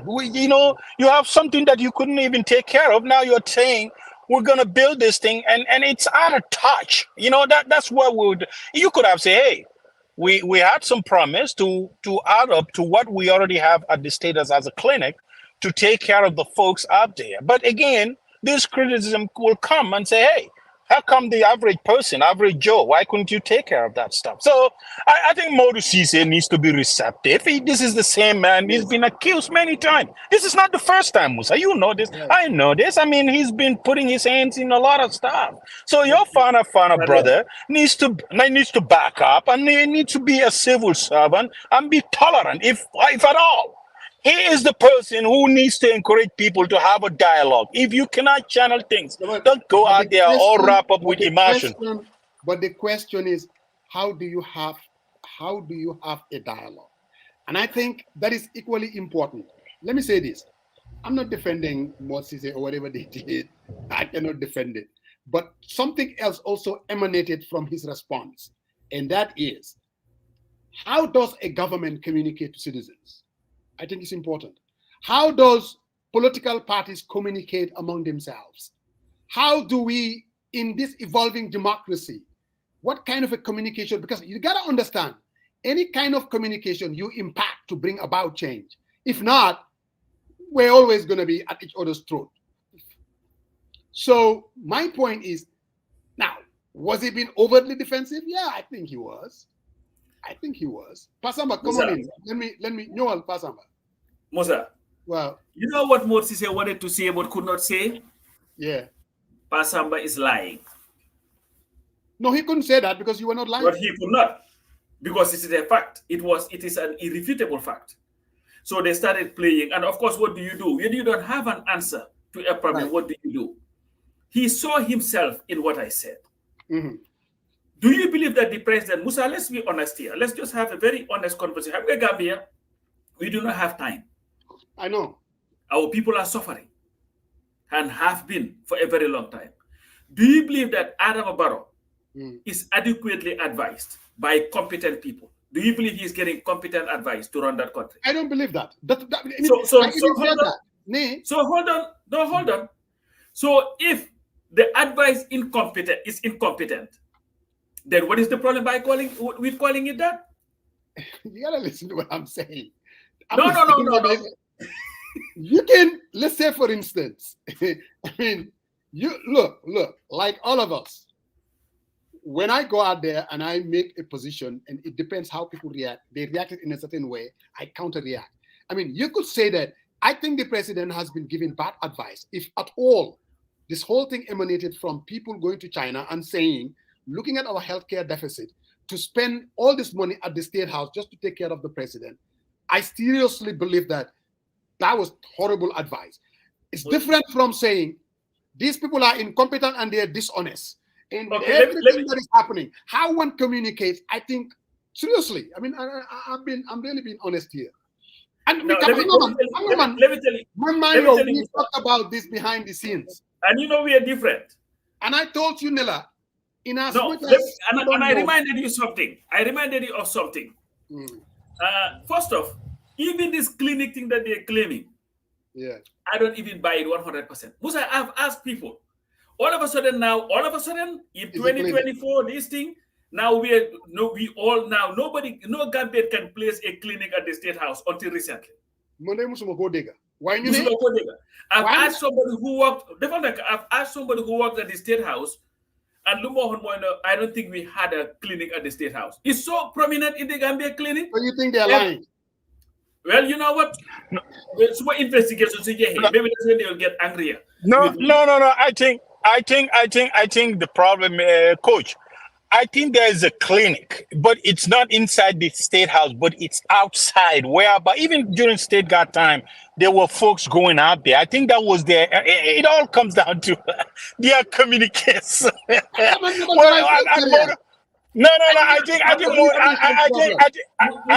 think Mod Cisse himself, when they came out, they should have said, and I think, I don't know, did they say that? But it's not inside. It's not located inside, huh? Do you remember when we had the GPA boss here? There was something that Musa said. Not the fact that when he talked about the ferries, we can go back to the No, go ahead. Go ahead. But you know what? His ferry service, I don't know who is managing it. Either the guy is completely incompetent or he has no business running any the ferry services. The way you communicate, the way I communicate, totally different. Well, both of us, look, listen to me. Both of us have sent something to Peter Gomez on this constitution issue. The line that you take, you're an activist. Your brain is more of an activism. When you see an issue, your reaction is always that. And then the more you talk, the more you salivate, the more you get into this extra orgasm, and then you get into your thing. That's how you communicate. Now, do I believe that needs to be revisited? Yeah, I think so. I mean, you can be critical, and I mean, without compromising the issue in itself. I said, look. Let me tell you something that I cannot change that. From the Kaniman, I'm in my 50s. That's how you said it. But I am sympathetic to Mod Cisse, even though he was being very defensive. And sometimes, and I don't even think that it's just that and that thing alone. It's your weekly, I mean, going after the government. That you know what I want them to do? The most effective way is to come out and say whatever person is saying is a lie. No, but it's not a lie. So that's it. Then you know what? It's how you gonna defend the truth.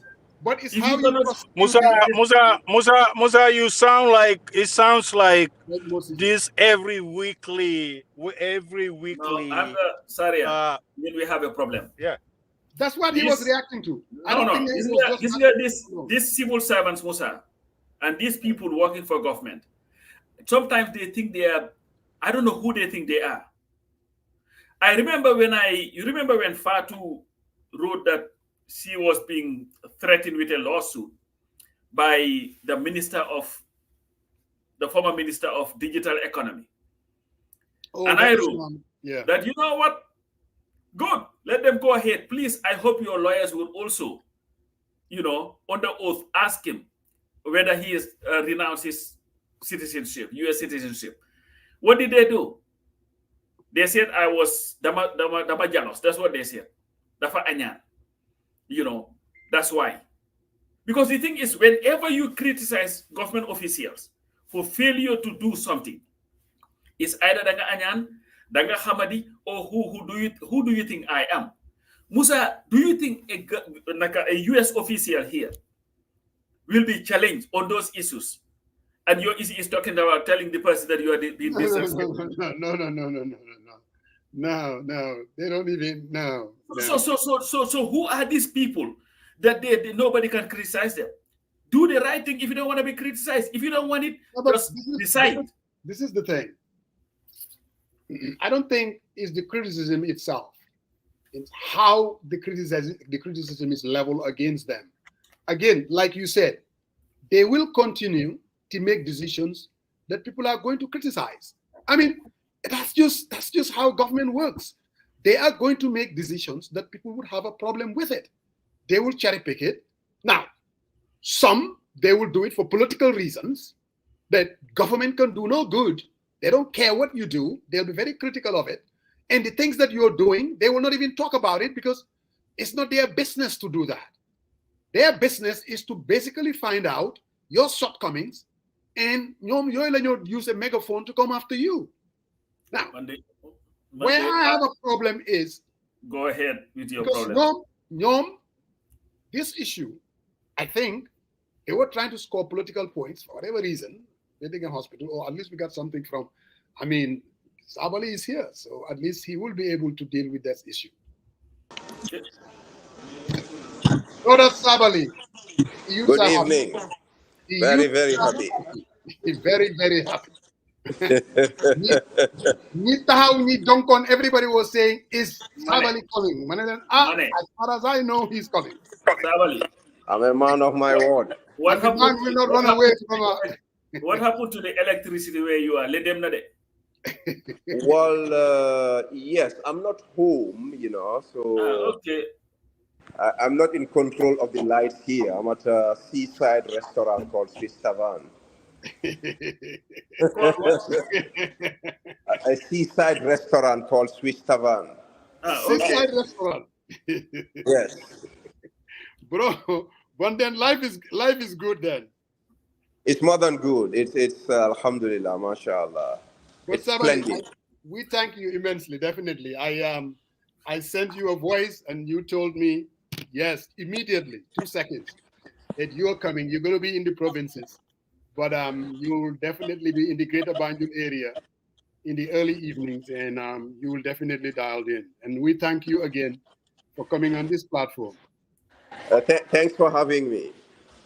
Yeah, I mean, the last time you were here, Sabally, I remember you used to tease me and said, this platform is for the borough, by the borough. Yes. At least now we have something in common, I guess. Well, it looks like your editorial policy has shifted a bit, so I'll have to find a new name. So since then, though, you have switched from the UDP to the NPP. Yes. Most people would think when you are with the UDP, you had a louder megaphone. You were the campaign manager. You were loved by the cousins in the diaspora. Mm-hmm. And then all of a sudden, I mean, one would think, I mean, you were much more, every journalist would want to talk to Sabally. You were the go-to guy. Yeah. It's a nice place to be. All of a sudden, you made this switch.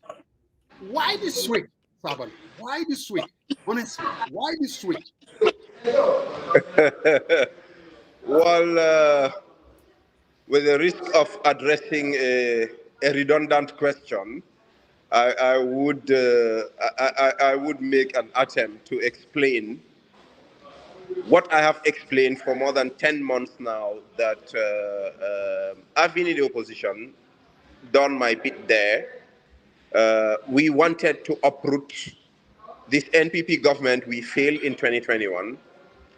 Prior to 2021 and after 2021, the calls, the appeals, the engagements had never ceased to get me to come and contribute towards the nation building process on a platform that happens to be in charge of the ship of state, that is the NPP government under President Adama Barrow. After some point, and considering 360 degrees, all the angles, I thought it was the right thing to come and join a system that I was criticizing and see what I could do to contribute to make it better. So that was the reason for the switch.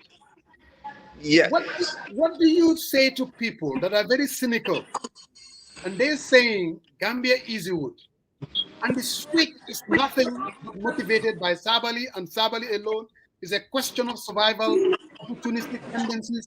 Are these people, what say you to them? How do you convince cynics like that?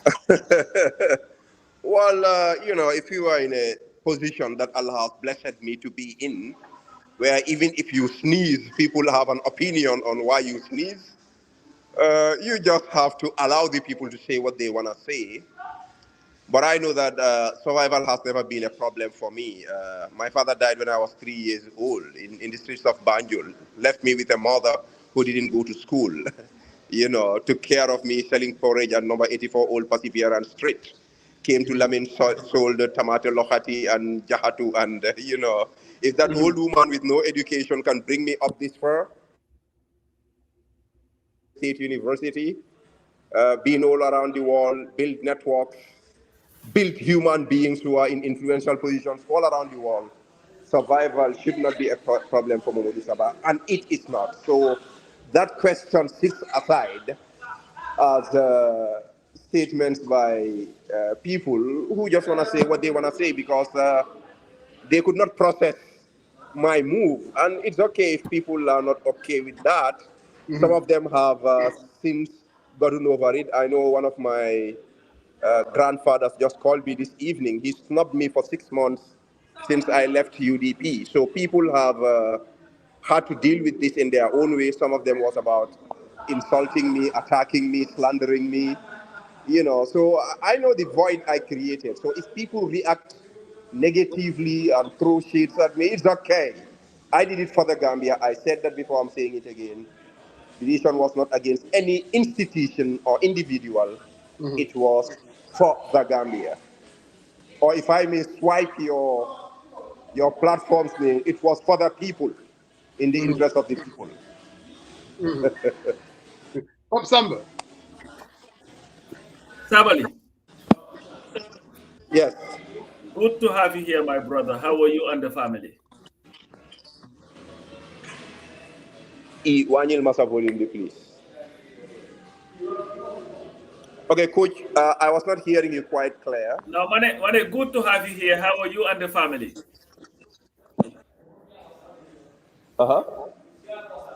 Follow, man, my regente suma connection. Somebody's saying I should share it on WhatsApp, but let me take care of the connections first. All right, Sabally, let me ask you. Yeah. Thank you for coming to for the people by the people show again. Thanks for having me. You are appointed as an advisor to the President of the Republic of the Gambia. Yes. When you appeared before the Janneh Commission, yes, you were asked a question about some of the dealings of Jammeh. And your response was that at the time you did not have the courage to give the president the advice that you wanted to give him. I'm just no. I never said that, Coach. You are misquoting me. What did you say? I said many things over many days and many weeks. You cannot just summarize that in one terse statement. I will not even react to that. But that was a question that you gave. That was an answer that you gave to a question. So, well, those questions came back and forth, and I gave. Can you allow me to ask the question, please? I'm going somewhere. Carry on. Now that you are the advisor to the president. One of the advisors.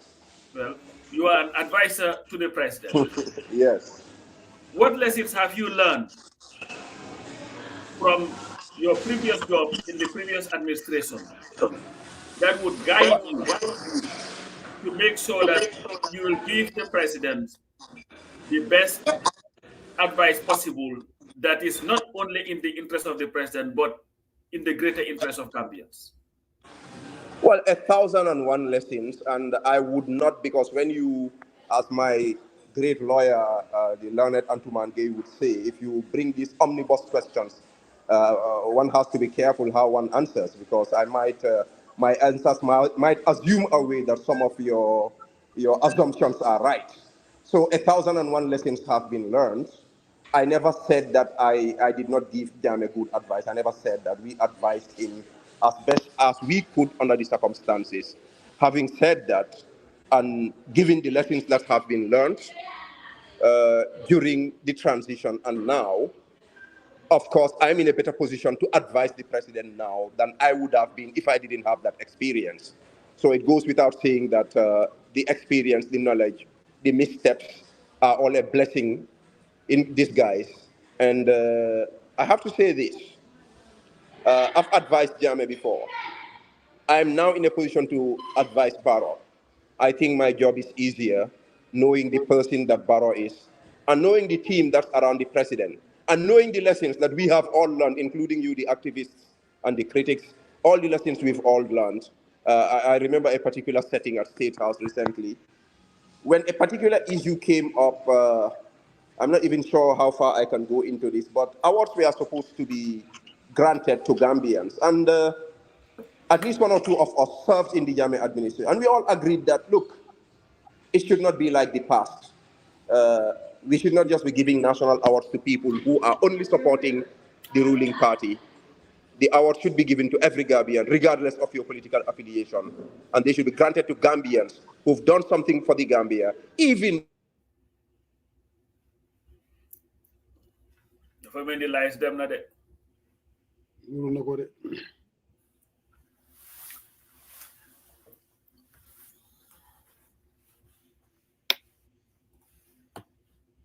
Yeah.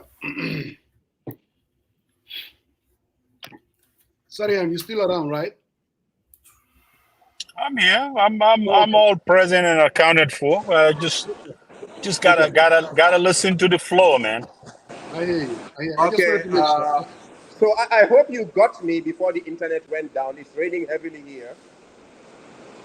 Yeah, we did get a good chunk of it. Did you get me or you did not? No, we got you. We got you. We got you.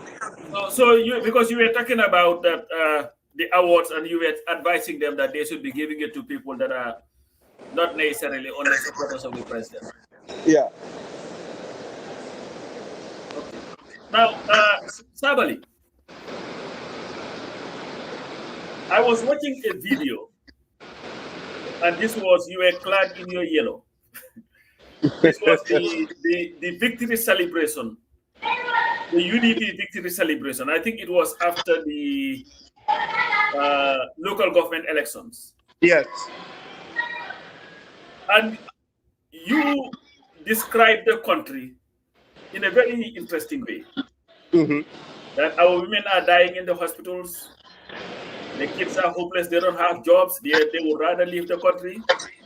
And the president, pretty much accused him of GTI because it was in Wolof. And what has changed from then? Do we still see a country where our women are still dying in the hospitals? Because this was less than a year ago, where also youth are hopeless, they don't have jobs, they are still trying to leave the country, and the president is engaged in GTI and Guyani. What has changed?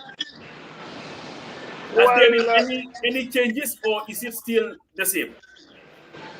A lot has changed, has been changing, and continues to change.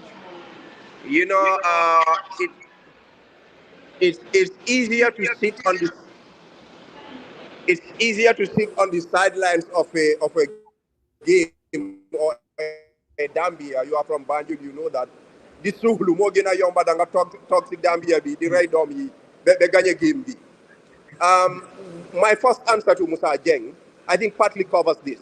I've been criticizing a system. I've been called in to come and serve and make it better. That's what I am doing. Since I have come in also, it has given me a better vantage point to see some of the positive things that have been going on in this government that I was not able to see because of the vantage point at the time standing from outside of the game. So when it comes to youth employment, for instance, recently the president went on an industrial tour and I was privileged to join him.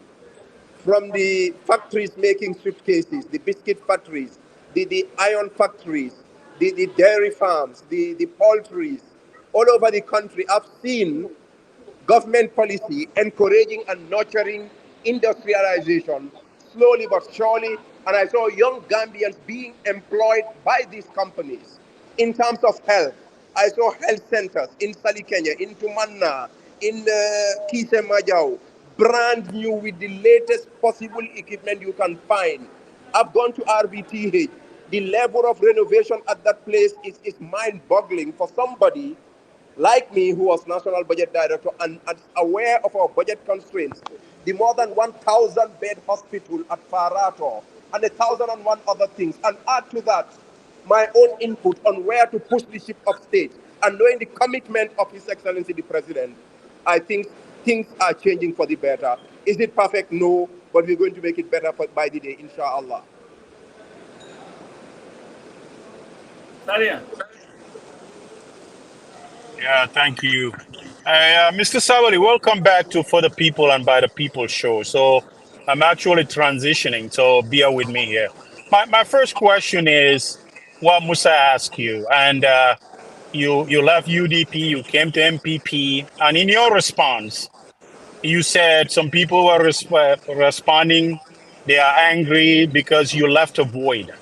I would like you to explain to us what kind of void did you left? And do you think that void could not be replaceable? Okay, who's the questioner, by the way? I'm not getting you clear. Is it Sariang? Yes. So I got the first part of the question, the void. The second part is you asking me about the replacement, right? I said, but I can repeat the question. I'm driving, No, so sorry about it. It's okay. I got the first part. You asked me what void did I leave. The second part is what I need. Yes, do you think that voice is not replaceable? Thank you. Okay, look, if not for anything else, if I were in UDP today, the party leader and secretary general's visit to America will be trending all over social media because I know how to handle social media. They have people in that executive who are supposed to do that. They will never ever do it because they don't even want people to hear about their own party leader because they are too eager to replace that party leader. That's on the social media. Yesterday I was in Nyamina Jareng. By this time, almost 10 villages, all their young people, including some UDP youths, named a whole tournament after me. Now that glitz and glamour goes to NPP. If I were in UDP, it would be with them. There are gamos happen right now. I am very close to these religious houses and they love and adore me. When I wore yellow, that yellow rubbed on that particular connection. Now that connection is gray. A whole UDP delegation met me somewhere. I will not go into the details. Few days back, where they found me, they wished that I was in UDP. So the void is there at so many levels. I don't want to go into too much detail in that. I don't want to be like rubbing salt into an injury. In terms of the replacement, you cannot compare stone with gold. That's all I can say. All right. Hold on. Give me a chance to finish. I mean, Sabally, for some of us, we've been sympathetic for UDP since its inception. You are UDP, my So brother. I mean, hold on a second. Give me a chance. I'm on the road. I don't want this to be disconnected. So, Okay. I understand what you're saying, but it's more of an self-adulation. What I'm trying to say is Call it what the you void, may. the You asked impact. the question, I answered it, and I No. answered it. The impact is what would you point to in terms of messaging and policy when you were a campaign manager for UDP that you brought into the party that the party can live today? That's what I'm asking. You see, the fact that you cannot call their current campaign manager to this platform is my answer, because he can't even speak this language. Thank you. Well, I don't think that is very significant.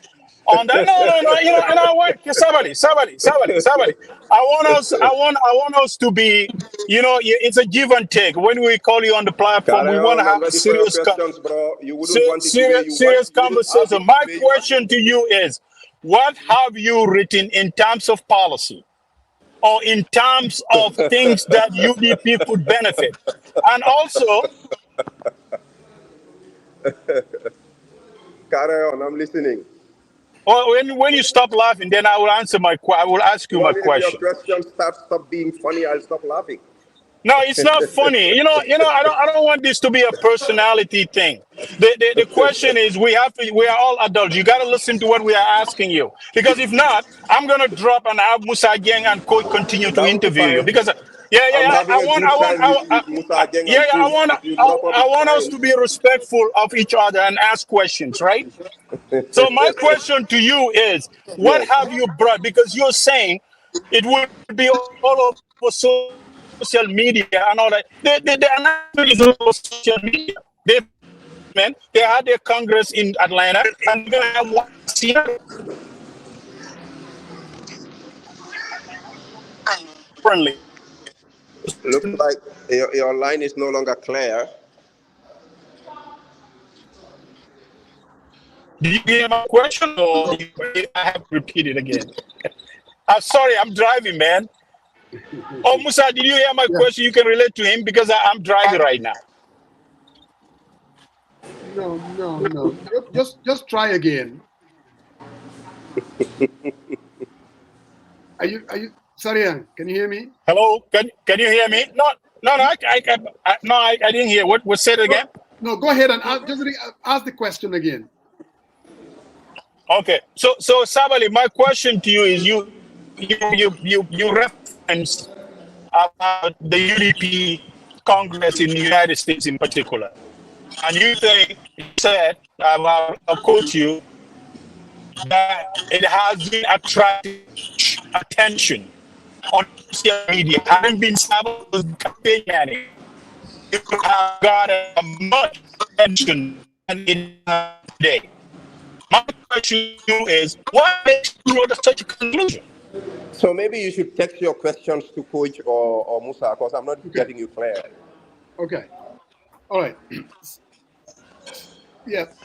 Basically, what he's saying, Sabally, is Yes. you did mention in your response that the Secretary General of the party, UDP, they're out here in the US training. And if you were a campaign manager and knowing social media and how it works, you would have really pushed it out there. And the only reason why these people are not pushing it is because they are basically, basically wanting to replace the Secretary General. I think Yes, that's what he's trying to absolutely. do. So, everybody who understands social media and knows what's going on social media, there are only few people who can compete Momodou Sabally, because if I sneeze on Gambian social media, the whole country catches cold. I mean, it's sometimes about the swag, the picture qualities and everything. To be honest, I believe if you compare the UDP party leader's previous visit to the diaspora and this one, if you are honest, you'll know that there's a drop. The Atlanta thing definitely could have been better. We all know that. I don't want to go deep into that. But let me get to the other part he was trying to mention in terms of policy. Look, even if I answer his questions, he takes offense because he said it's self-adulation or whatever. Where do you find a young man who's had experience both as a central banker and a national budget director, both on the monetary and fiscal policy ends, and then become Secretary General, head of the civil service? I mean, these things you don't even get at a university. I had this. Which party would not want to have me in your midst? Which party would not want to have me next to your party leader? Because even the lunchtime chat is a policy discussion forum. UDP has never addressed an economic policy issue whilst I was there without inviting me. it was usually me, Lamin Mane, Larry Sise, Lamin Komma, and Amadou Sane, who would sit down together, analyze the national budget, and come up with prescription and other policy issues.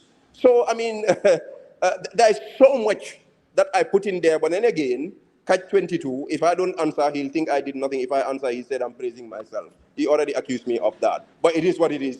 It's not that easy to have somebody with my background. MashaAllah, tabarakallah. You ask the question, I will answer it. I know policy, not just theory, but also practice. So, yeah. Musa, go ahead. Thank you, Sabally, for an attempt to answer my question. Appreciate you. My pleasure. And sorry for praising myself because you asked for it. So, Sabally. Yes.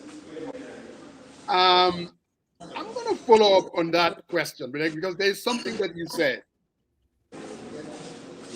I mean, I've been following your utterances, and it is very clear, even your insinuation, replacing of the Secretary General, that since you left the UDP, you don't really criticize the UDP. You have a tendency of going after Talib Bensouda. Some person, like myself, an observer, would say, Maduki, comme ni Olof Idewa, dafa dore Talib yari yayam, in other words. What is about him? Musa, this would not have been the first time you would have asked this question. No, but let me ask so it. I don't had an opportunity to answer it. I'm just saying, since you left the UDP, the crux of the question is, even when you criticize UDP, you're only going after Talib Bensouda. How do you know Talib Bensouda? What do you know about him that we don't know? Do you think he's ready to be president? Do you think he has what it takes? What is your Musa, assessment? Let me ask the question. You answer the way you want to answer it. Your line of questioning is actually betraying your inclinations. And this just brings back to mind your most controversial interview with my sister, Rohi Malik Low. I think for some reason you want Talib to be the flag there, which is okay. It's your undemocratic right, because it's undemocratic for you to jump into UDP politics. Anyway, I'm sure Waka Sidiki Jame will agree with me on this one. But let's let that slide. Let's just go back to the question. What I'm saying is, let me answer your question. When you criticize UDP, you don't criticize the party. You criticize the man. And maybe you know something that we don't know. That is why I'm giving you an opportunity to tell us a little bit about the man that you were in the same party. Your premise is wrong, actually. I've criticized UDP before, but I singled out Talib for criticism, and that's not because of whatever his mother did or did not do, because okay. I don't believe in vicarious atonement. You cannot punish somebody for his or her father's father's or mother's sins. So what happens in UDP is this is a party that I know very well. Mm-hmm. I spent just a few years there, but I don't think there are more than a dozen people who know and understand that party better than me. But I know also the role that Talib Bensouda has been playing in that party, and I know, because I've said this before, I'm so connected with the grassroots of this party. Do you know what happened in Jareng? It's the youth of Jareng who adopted me as father when I was in UDP. They brought back Colanos to renew that honor, and they named a whole tournament after me. So I know these people, and I know how they care about the party and how they suffer for that party. Then you have one newcomer who came and was crowned by this party, but he's using that privilege to divide that party because of his sole personal interest. That is one. Two, I know also that this young man is one of the most toxic elements in Gambian politics. He would act nice, say all the nice things, while he's behind a lot of the people that are insulting people within that party and outside that party. We know a woman who went after Yankuba Dabo as chairman of the Brikama Area Council, insulting him and practically, virtually, physically threatening him. And we know that woman's motivations and connections and financial remuneration is coming from that end. So I know this guy, and I know that there are certain elements within our society who would not utter a word against him. This is somebody who was just recently accused of using state funds, lavishing council funds to go and pick a passport. But practically everybody who is the loudest megaphone in terms of criticizing and holding public officials to account are quiet. I'm trying to fill that void partially, because we got a nation to build and we've got to hold each other accountable. We cannot afford to mislead the young people of this country. They need a voice that would counter and re-establish a proper narrative in this country. These are the motivations. But Sabally, all I hear is, I was expecting you questioning the man's ability. All I hear is, well, you are assuming he has ability. Which ability do I have to discuss? He just painted the Westfield and put in some flowers. Where is the ability? No, the guy has been male. The guy has been male. That's what I'm saying. And he's been re-elected. All I'm saying is, thanks to the emotions of the UDP voters, because they vote for yellow, they don't vote for candidates in the local government elections. UDP votes for yellow. It's about nothing that he achieved. So, and again, Dr. How is, okay, my follow-up question is, you know Gambian politics very well. You were in Jaring, like you said. How do you see the 2026 elections? How is it looking? Are there any, I mean, there are a lot of people. There are a lot of questions that are out there. You're there. You're talking. You said you're dealing with the grassroots. What are we looking at come 2026? I'll tell you for free, it's not going to be an easy election, because there are so many factors at play, and like I say, even a month is a long time in politics. But knowing what I know of both the opposition and the ruling party, because I've touched both sides, and seeing the quantum of development milestones that President Barrow has achieved, and his policy thoughts and his plans, I know President Barrow is going to wow Gambians with unprecedented development, infrastructure, that's both physical, energy, and digital infrastructure. The opportunities he's going to create for young people that will make President Barrow and the NPP unbeatable in 2026. Yes, it might not be an easy ride, but when the whistle is blown at the 90th minute, we'll be celebrating Barrow, inshallah, bi'idnillah. Sabally. Yes. Like you said, you've been in the UDP for a while. Yes. And you were very instrumental. Nobody can deny that. And now you are with Barrow, somebody that you've criticized heavily. Yes. For how they run that government. There was a time when an article was written about the Ministry of Trade.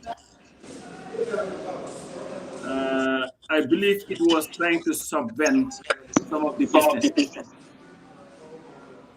And your response to that was that you call it, is it the economic cabal or mafia are out now to destroy the country. Now they are in fact trying to get businesses out of, send businesses out of business, pretty much. And this was in 2002. Now these are the same people that you're working in. Are you now of the same? Did you say 2002? 2022. You know what I'm saying. When you're old, you make some of these things. But not as old as Musa Dendo. But now you're working with these people. Do you still believe that what entails in the Barrow government is still the economic mafia of the Barrow administration? That's what you used to call it. What has changed? Because it's the same people that are still in the same government, running the same policies and programs. There is not a significant shift economically since you joined the NPP to date. So are you still maintaining that the economy of the Gambia is run by a bunch of economic mafias or mafias? And if so, were you wrong in your characterization when you said that while you were in the opposition? Well, all I know is I am not working with any mafia. I'm working with President Barrow and his government.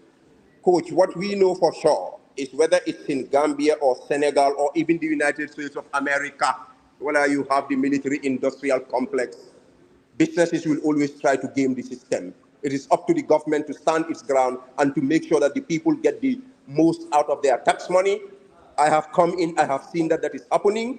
The businesses will try to get what they want. We on the side of government, at least as advisors, will advise to make sure that President Barrow continues his democratization of the use of resources by building roads, hospitals, schools, and water facilities for the poor taxpayer. That is what I am doing. And another question, and this is not to get you, it's not a gotcha question. You are a public figure. You know, you have a dimba. So dimba will take, of course, when day comes, we'll ask you. So that we'll have go this, ahead. I'm ready for your question. You don't need any caveat. This reconciliation of positions. Now, there was some time I was listening to you. I read what you write. I listen to what you say and all that stuff. And you are making an argument about corruption. And I think when I listened to you, I was shaking my head in agreement that it's not only enough to have institutions, but it must be followed by the political will to fight it. Otherwise, it's not going to go anywhere. This may not have been your exact words, but they are very close to what you were alluding to. Do you believe, as it stands, because our country, the way that it has been run from independence to date, is been ravaged by misappropriation of funds, corruption, and all these things. Do you believe that President Barrow has demonstrated the political will to fight corruption as it should be? And if not, what would you advise him to do to make sure that this big problem is taken care of head on? Okay, Coach, I'm actually glad that you raised this issue. And please don't have any qualms in asking any question. I'm free. Oh, no, I will not. See, because you're using too many caveats. I'm good to go. So this issue of corruption, it's been here, it's still here. And corruption is not easy to fight. I remember, even when I was in the opposition, when people were touting this anti-corruption commission as if it's a magic wand that would just come and solve these problems, I never spoke about it because I think this is one of the most difficult problems to resolve in any country. Now, coming to your question, and that's why, by the way, that's my preamble, we should never ever look at simplistic solutions to such a complex problem. I believe President Barrow has the political will to battle corruption. Is it going to be easy? No. I've seen him make certain moves, prosecutions, a particular case that is being prosecuted. I knew President Barrow was working hard to send a signal to show public officials that we are not going to condone this. If you do wrong, we will go after you. I know that there are current cases ongoing, investigations, which he has said that once the investigation is concluded, the right steps will be taken. But Coach, this is difficult because one of those cases, I found somebody being prosecuted. I know this young man. I've worked with him. I know he cannot hurt a fly.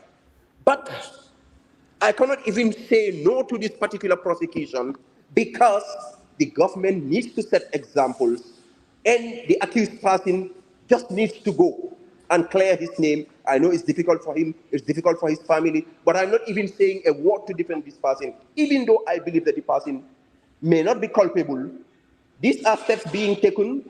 I think these cases of prosecuting people who are suspected to be involved in corruption should continue, and I would advise the president to continue on this lane.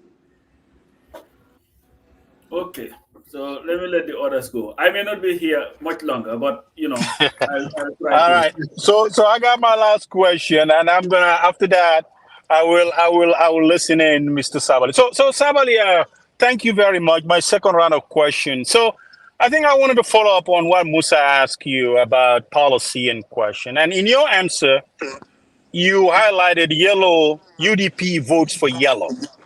Yes, that's right. True. And I want to take you on this one though, because considering you are the campaign manager, yes, you touting from Carton to Koina, talk about everything that is great by UDP. And in addition, what do you mean? What do you mean UDP votes for yellow? I want you to enlighten the viewers. What do you mean by that? Okay, thank you for the question, by the way. So in every party, you have a core base, just like in America, the red and blue divide, we know it, then the two parties go after the swing voters. So when I go into action as campaign manager, I'm trying to get that middle level that can swing anyway to get them through policy discussion for them to come. But I know, for instance, wallahi, if ML Fati the warrior is listening to this, he would be a testimony. I went to Kiang Kolior. as campaign manager. You know what the Imam told me? I think it's Mahdi Fati. Why are you even coming here to tell us about UDP? We are UDP. We'll always vote yellow. In fact, the more you come here, the more we will distrust you. I hope you get the message. So there's a core part of UDP, regardless of what policy is, they will vote for yellow. And I am saying this is what people like Talib Bensouda and the other mayors should know, that they are not mayor because of their PR or anything or what they do or don't do. There's a core base, especially in an area of KM where you have a whole Badibu area called Bianker there, UDP, they'll always vote UDP, regardless of whether it's Talib or Yankuba or even Musa Jeng. If Musa Jeng, I swear by God, if Musa Jeng nominates UDP today for KM, Musa Jeng will win for UDP because that base will always vote yellow. So it's the rest that we go after by policy people like Coach. I'll talk to Coach about policy and Musa Jeng. Hopefully they'll vote for us, and I know that's a wild goose chase. What do you mean that the wild goose chase? Exactly what I said. So Sabally, what is different? What is different in your role today? And you mentioned that you went to villages. What have you been talking about? I mean, what is different from the current party that you align yourself with? What has Barrow done that you would say? Oh, hold on a second. Let me finish because I'm gonna let you. You have the right to answer the question. So let me ask my question. So what is different per se? Because think about it. You have a history here. You align yourself with APRC, UDP, now NPP. What is different? What is different than what you are doing today than what you've been doing 22 years ago? Are you ready for my answer? Yes, go ahead. The difference is between theory and practice. When I was campaigning for UDP, I'll tell them UDP will do X, Y, Z. Now NPP, I show them there's a hospital in Kiang Jali. For the past 60 years, you've never had it in Kiang. Brand new roads, high class roads, electricity in every nook and cranny of Kiang. That this is what you need. You don't need promises. You need deliverables in the here and now. And the people are listening to me because these people love me and trust me. Even a huge chunk of those who are still in UDP, they still have that love and trust and honor for me because they know I love them and I care about them. And when I talk to them, they listen. So it's between theory and practice. The opposition is theory. Barrow is practicing what he is preaching, and the people are feeling it on a daily basis. That's the difference. It's easier to sell practice than theory. Hey, Musa, go ahead, and I'm gonna log off. Can you allow me to just ask my last question because I gotta go and then you can just because you know, with all due respect, Sabally, either the people that are watching you today. And everybody knows it. So the fact that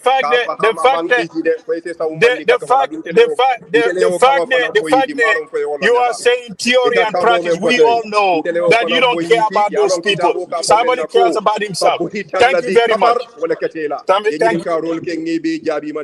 right.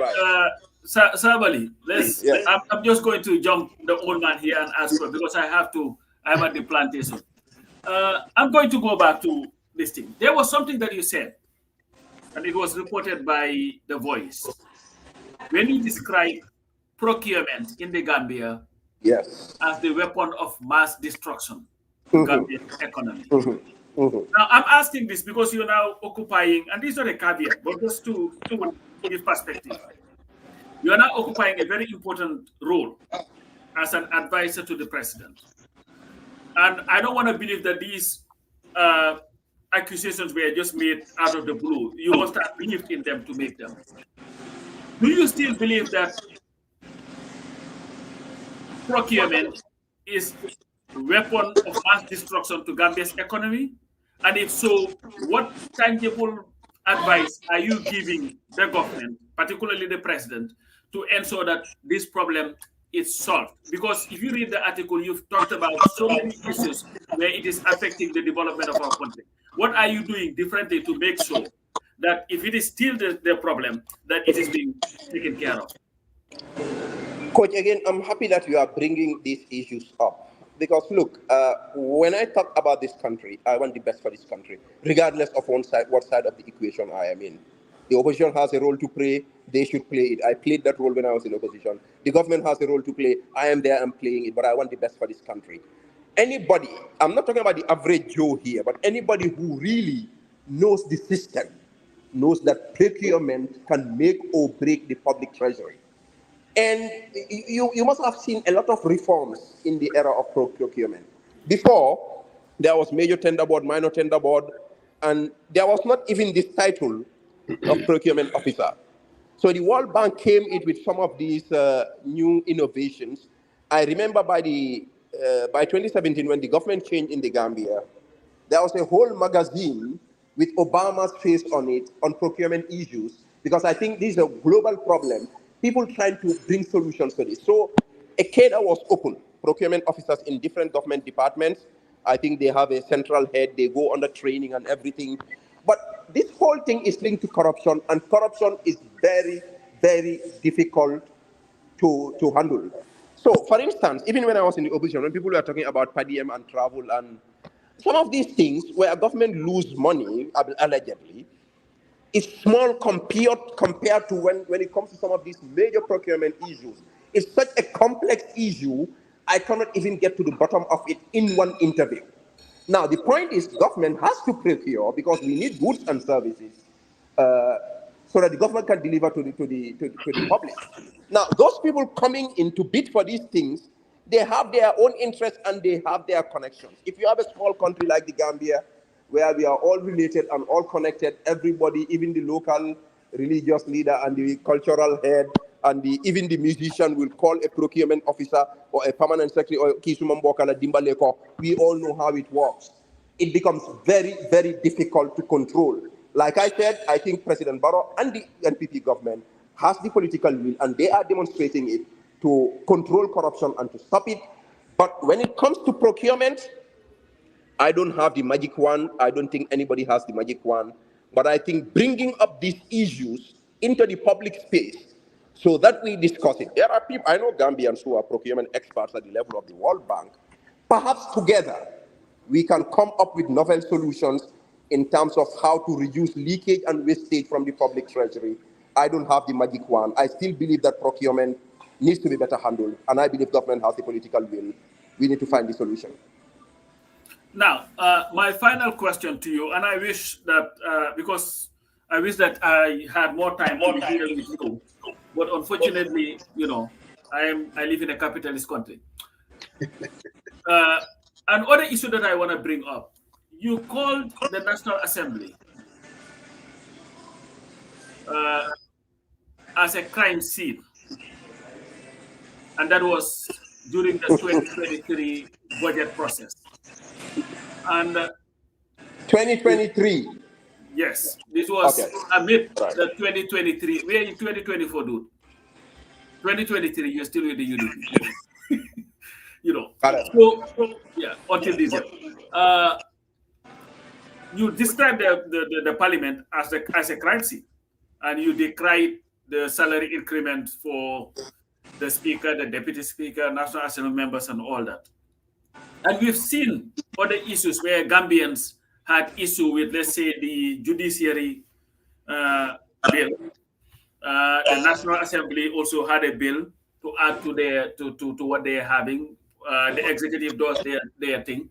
Do you still hold that position that the National Assembly is a crime scene when it comes to budgetary allocations, where they are not serving, at least writing a budget, or they don't write the budget, but they vote on it, and they're the only power that can change or do anything to the budget after it is presented before them? Do you think that they are fit for purpose when it comes to the budget and other matters that might affect the Gambian people? Well, Coach, by the way, I'm not sure I ever used that word crime scene. That sounds more like no, it was in fact put in quotes, and this was reported by the Fatu Network. That sounds more like Nyangyai speaking than me. But I'll tell you, I'll answer your question. When it comes to the National Assembly and the budget, I mean, I understand the constraints in the budget, but there are certain things that have happened. I didn't agree with those things then. Now I still don't agree. And I think where I really hit the National Assembly was the procurement of the apparatus. I thought that was wrong. My opinion on that has not changed.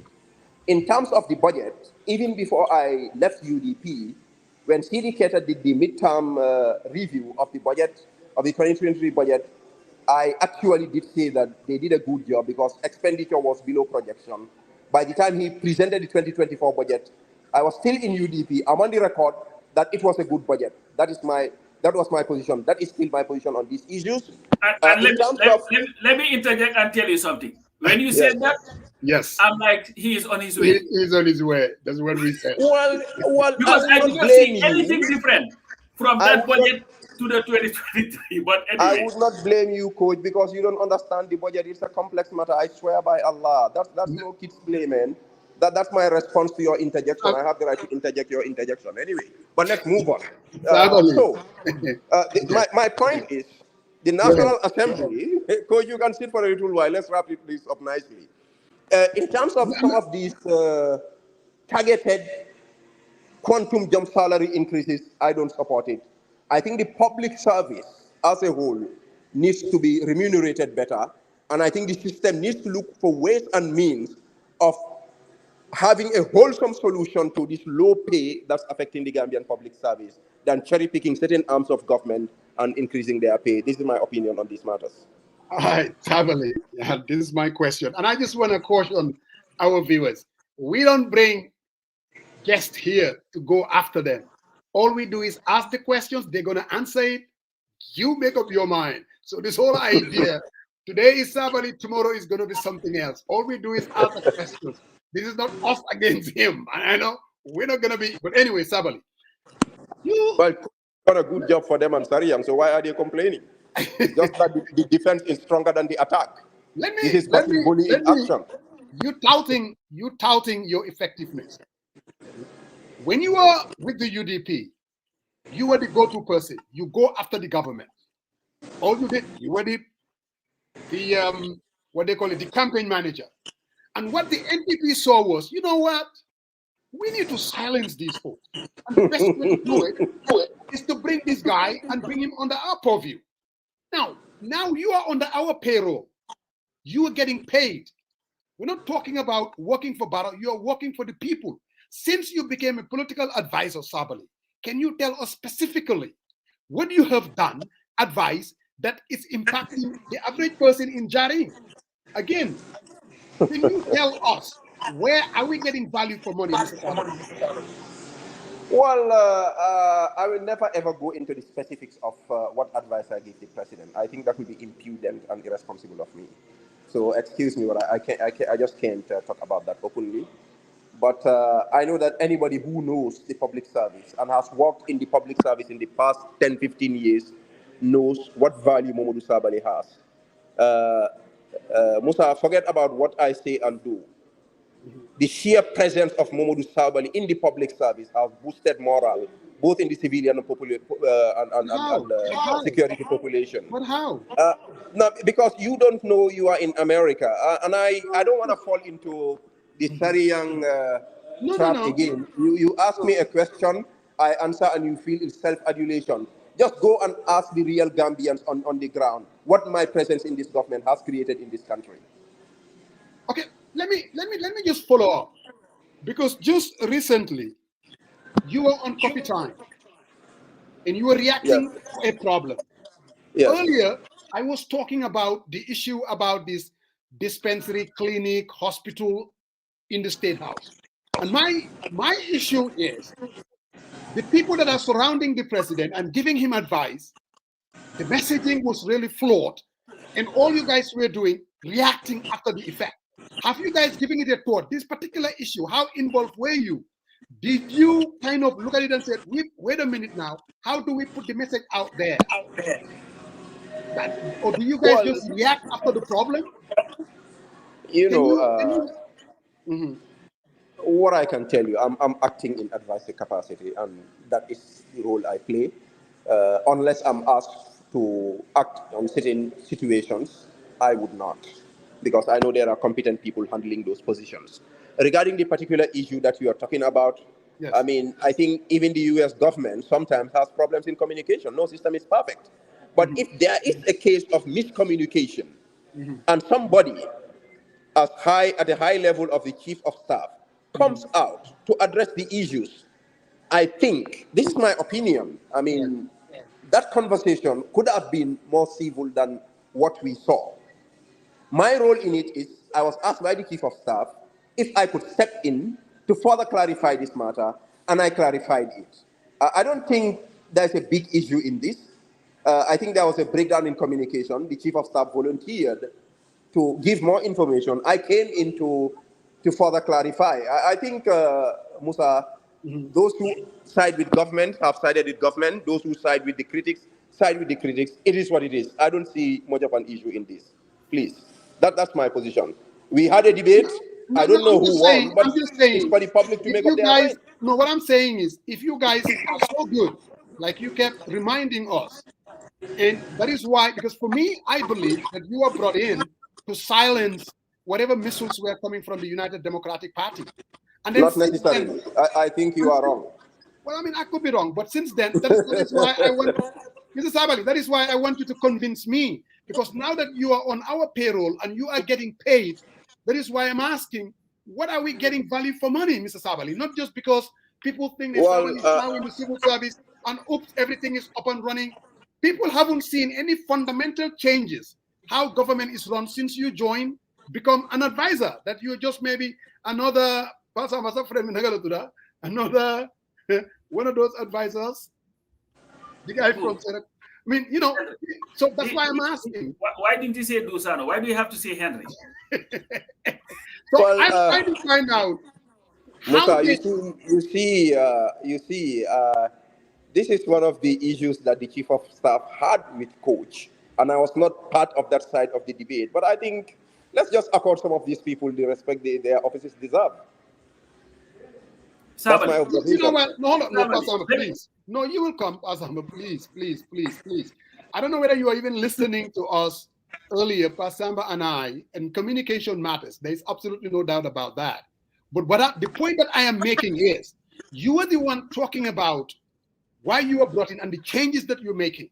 And now I'm asking specifically, and you're telling me that you cannot address specific issues. And I'm just trying to see, how are we getting value for money for having Sabally being an advisor compared to when you are on the other side? I'll give you a short answer. Yes. You know, I know my value. I don't need anybody to tell me the value. Those who are working in the public service, even those working at the IMF and World Bank, who've crossed paths with me, know what value Momodou Sabally has. You understand? So, and I'm not going to get into details as to what I advise for or against. I will not do that. But my question was, how many months have I served in office? Perhaps that will answer your question. Meaning what? Exactly what I said. How many months? How long have I been in office? You mean you haven't served enough to be able to? Absolutely. Absolutely. So you need more time. Even unfair. So you need more time. No, I'm just saying, look, my brother, you're getting paid, you're getting allowances, and as a citizen, absolutely, and I'm enjoying it. Even at this restaurant, I'm using that money to buy a drink. But look, I'm enjoying it. It's okay. No, but Sabally, I have cousins in Kaur, and I would like to tell them, since we brought Sabally. So do I. So how is their life better off, Mr. Sabally? So the point is, Musa, your cousins in Kaur, just that hope that they have seen Momodou Sabally in, because they've seen Momodou Sabally in action before, and they've seen how I impacted, and this is not a joke. That's your answer. They know, you don't know, but they know. You know what I will do? When you come back on vacation in the Gambia, I'll get you into my car, we'll make a trip to Basse and come back. I swear by Allah, you will then come to understand how the people of this country value me. I will stop at that. But then again, how many months have I served in office? No, listen, let me learn. Okay, sorry. How many months have I served in office for you to be able to evaluate my impact or the lack thereof? No, that is why I'm asking. That's my last word on that. But that is why I'm asking. But let's move on. Since you're saying you're a political genius, you were part of the United Democratic Party. I still see the picture when you guys were going nomination, Yangi Gadu Filey. I mean, you were excited. I mean, you guys were telling that, the UDP is going to win. My brother, you were there. You were part of the team. You couldn't even pull 27. It was 27%, 30%. You have nothing to show for it. So you tell me how a political genius in an election that was crucial, that everybody thought that the United Democratic Party was going to be anywhere close to 40-something%, but you did not deliver, Mr. Sabally. Please tell me. You should, Coach Musa, you should ask that question, should be asked of Talib Bensouda, but you will never ever ask him that question. Because Talib Ben, no, listen to me. You ask a question, I will answer. Talib Bensouda was in charge of that campaign. He was the national organizing secretary. At the time, I didn't hold any official portfolio, and he knows, and his cabal, what they did to scuttle the ship of the UDP and partly contribute to UDP losing that election. He knows it. Ask him. So you have nothing to do with it. Well, I've That's answered all your you're question. saying. No, but again, I had no official role or particular portfolio in UDP at the time. I gave it my best, and UDP knew I gave it my best. Elections are won and lose. Obama lost his first election. It's not that you will win all the time. We did what we could, and that party is still relevant in the country's politics today, thanks to what happened after that loss, how we resurrected and revived that party when some of the key elements gave up on the party. We did what we could. That's history. But go and ask the National Organizing Secretary at the time. I'm just saying there's a lot of hyperbole in terms of being a political genius and going from Banjul to Basel. Well, I actually didn't use that word anyway, because I'm very careful what words I use. You're using that word, I didn't. Okay. Now, Mr. Sabally. Yes. Going back to 2016, all of us, including you, our aspiration is to bring about fundamental changes. Yes. And the Constitution is one change that every Gambian thought that this is the first thing that needs to be done. Somehow, the 2020 draft failed miserably. You were disappointed, I was disappointed. Everybody is putting the blame directly on the doorstep of President Barrow. The 2020 did not pass because of him. People are saying now they went ahead and think of what they call the Barrow Constitution. You were his advisor. What kind of advice did you guys give him? Because I'm thinking, if I were there, the advice that I'm saying, if you guys are interested in change, a new constitution, I would consider it bad advice. Where do you stand on this? Do you think the advice to go ahead and amend the 2020, the People's Constitution to this? Do you agree with it? Do you have your reservations? Do you think it will pass? What's your take on it, Mr. Sabally? Anyway, I've been a critic of this constitutional process from the get-go, and if you go online, there's an open letter that I wrote to the chairman of the CRC, because I saw some of the flaws coming on. Fine, I still felt that after spending so much money on that draft, we should move on with it to make sure we birth a new constitution. But that doesn't necessarily mean that what the CRC put in that draft is exactly what should be passed. I don't think so. So if the first attempt fails and you're blaming Barrow, but I know a top opposition parliamentarian who said that the opposition were partly to blame because the negotiations could have been reinforced so that that draft was sent to the committee stage, and then we see what we could do with it. There's a lot of water that went past the bridge. Come this 2024 draft, Cabinet decides that certain things needed to be changed. It is within their right to change it, and I support their act in amending some parts of that draft. What I think should be done now is for that engagement to continue and not the opposition to sit and say it is our way or the highway. I think this process of dialogue should continue so that we come to a compromise for a new constitution, but it doesn't have to be as exactly as the CRC put it. I don't agree with that. So do you believe that the 2020 draft failed because of President Barrow? Or do you think No, I think what happened in the failure of like I said, the CRC had their issues. Government wanted to say, government presented a paper. I think their concerns were not factored in. Meanwhile, a lot of the opposition concerns were factored in. What I am saying is that the draft are submitted from the CRC. It's not perfect, but we should be able to have a dialogue and come to a compromise so that we can have a new constitution. I agree. I totally agree. Mr. Sabally, I don't know what a political advisor is. I honestly, God, do not know. How is your day-to-day, like when you walk into the office? I'm not a political advisor, Musa. Yeah, I know. That's why I want a clarification so that we can all understand. Like, Okay. I mean, you're getting paid. You have a job to do. And I'm just trying to understand, what is your job? I'm appointed as special advisor to the president. Meaning so what? I advise the president. On every issue? Well, on issues that I feel he needs advice on. Like what? For instance, since you joined as a special advisor, since you were given this position as a special advisor, can you tell me specifically some of the issues? Well, Musa, I told you already that I'm not going to go into the specifics of my job because it's a highly confidential position. But broadly, I can tell you that I've seen some like great things that President Barrow has done, including the road infrastructure, the health infrastructure, the energy infrastructure. I get that. Can I land, Musa? You don't get it because you don't know what I'm saying. You don't know. Why, man? I get that part. You don't get it because you don't know what I'm going to say. I've not landed. Okay, sorry. Go ahead, sir. So I go in and reinforce some of those things, that these things should be sustained. Perhaps we should do more in certain areas. Then I look at the shortcomings also, the areas where we are struggling. I come in with advice. We should do this. We should do more of that. We should do more of that. I see areas that perhaps we need to change a little bit, and I give in my 2 cents. And I'm not the only one advising the president. So I hope you get it. But I'm not going into the specifics like you want me to do. No, I can't. I don't think it's even proper. Okay, I just want to pull a big problem that we were talking about, and that is NAWEC.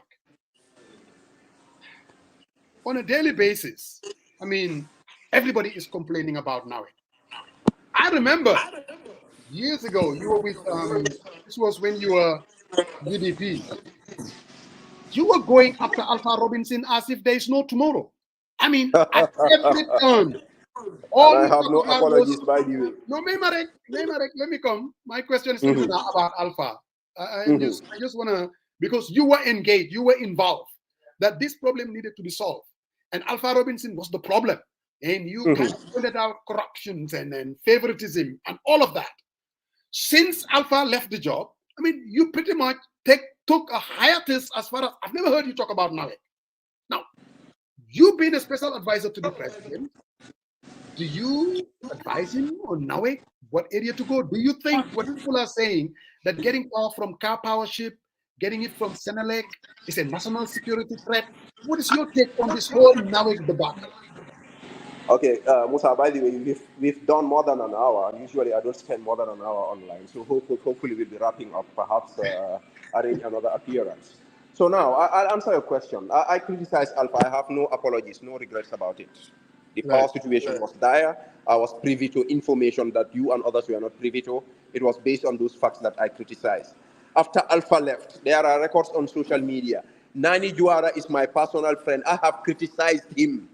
His PRO tells me, Linga wa Nani, Nani Munadula Fale, boy amga. I've criticized Nani as well.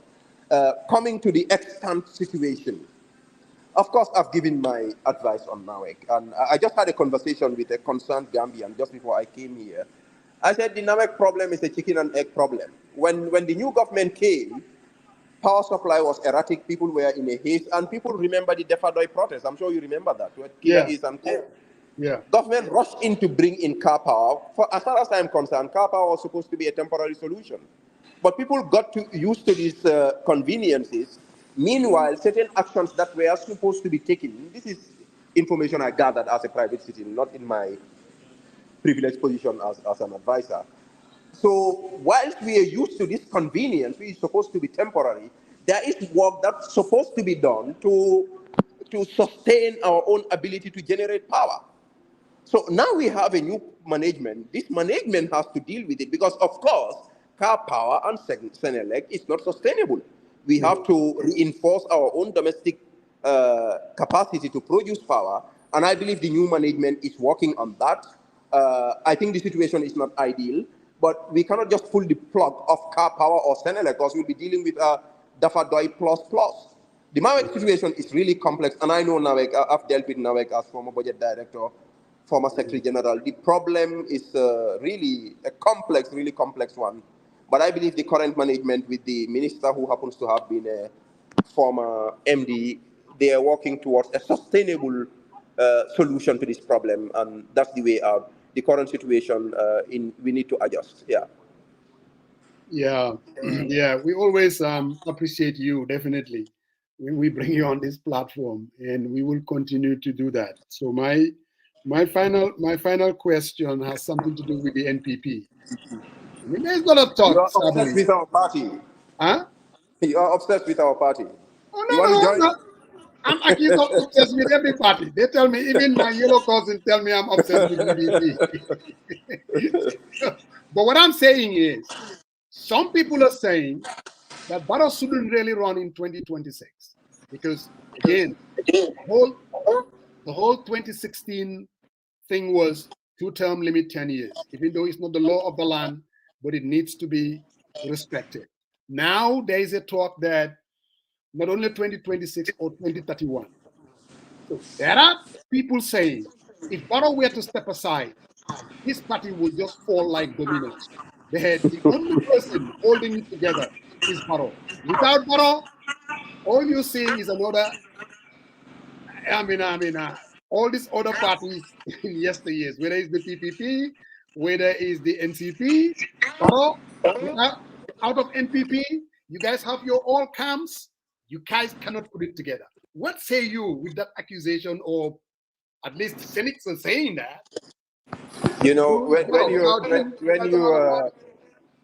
when you're saying that without Barrow, NPP would splinter, I thought you were talking about UDP. So, how am I talking about UDP? No, because people have made similar statements about UDP. No, but when I get UDP, I ask them that question. So, I mean, for me, I think Barrow has a natural and constitutional right to run for 2026, and I think he should run. Regarding this situation, of course, the NPP is a new party. Mm-hmm. So for me, Barrow needs to stay to be building a new party. He needs to stay to make sure this baby goes from crawling onto walking and then running before he steps aside. I'm in for Barrow staying longer. You guys cannot win without him, it looks like. Well, Musa, it's quite interesting. But tell me, PDIS without Khalifa Saleh, UDP without lawyer Usainu Dabo. We also love our Barrow. Leave him with us, Musa. Since you would join us, just allow us to love our Barrow and re-elect him. Huh? So any ambition for Momodou Sabally? What should we be watching out for? Are we going to be looking out for Momodou Sabally, the flag bearer of the NPP, or a splinter group of Momodou Sabally with his own political party? I mean, what do we have to look for in the next 5-10 years, Brother Sabally? You know, Musa, I've come to a level in my life where certain ambitions are beyond me. I've had a beautiful life, had opportunities to serve my country. My country still seems to need me, and I'm in a position to contribute to an existing government. I want that government to stay. I just want to serve my country, both in my roles as a government official and not. I just held a camp at an eco lodge for more than 50, 60 young people. These are the things that keep me going. I think I don't have any specific ambition in terms of leadership. I've been there, done it, Secretary General, Minister of Presidential Affairs, Special Advisor to the President. Bro, man, can I janguma Gambia? Why? I'm not the only citizen in this country. I'm happy where I am. I'm happy where I am. And the youths are happy, so I'm happy. The youths are happy, but we definitely thank you. Looks like the Kotos are also happy, the way they are smiling in Atlanta, Georgia. my regards to my people at 5 Points, man, underground Atlanta. Oh, is that right? But we thank you immensely. Coach is back though. Maybe let him ask the last question before you leave. No, Sabally, what I wanted to ask you, because I don't know what that conversation with you and Musa Jeng was all about. Maybe he might have asked this question. Why do you think that this government's communication is so terrible? First, with the hospital that you guys are now downgraded to clinic and moved it all over the country. And secondly, on Thursday, there was a cabinet meeting.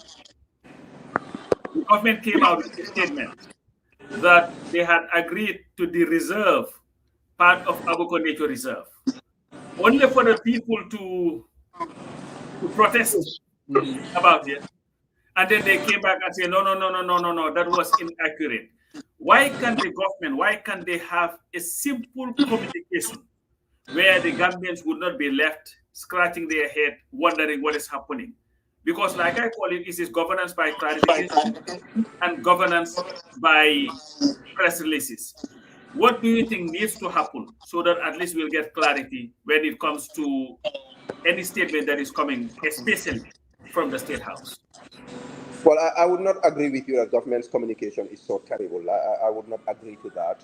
I don't expect what I admit is there have been instances where there have been errors, and I know even the White House, sometimes they do have errors and they clarify. And I know for sure that with Dr. Ismail Assise coming in as information minister, government's communication has improved profoundly. And I know this government is very open also. I know that government officials are accessible. I think we just need to keep fine-tuning the process of communication. I think Dr. Sise is leading the team in a commendable way.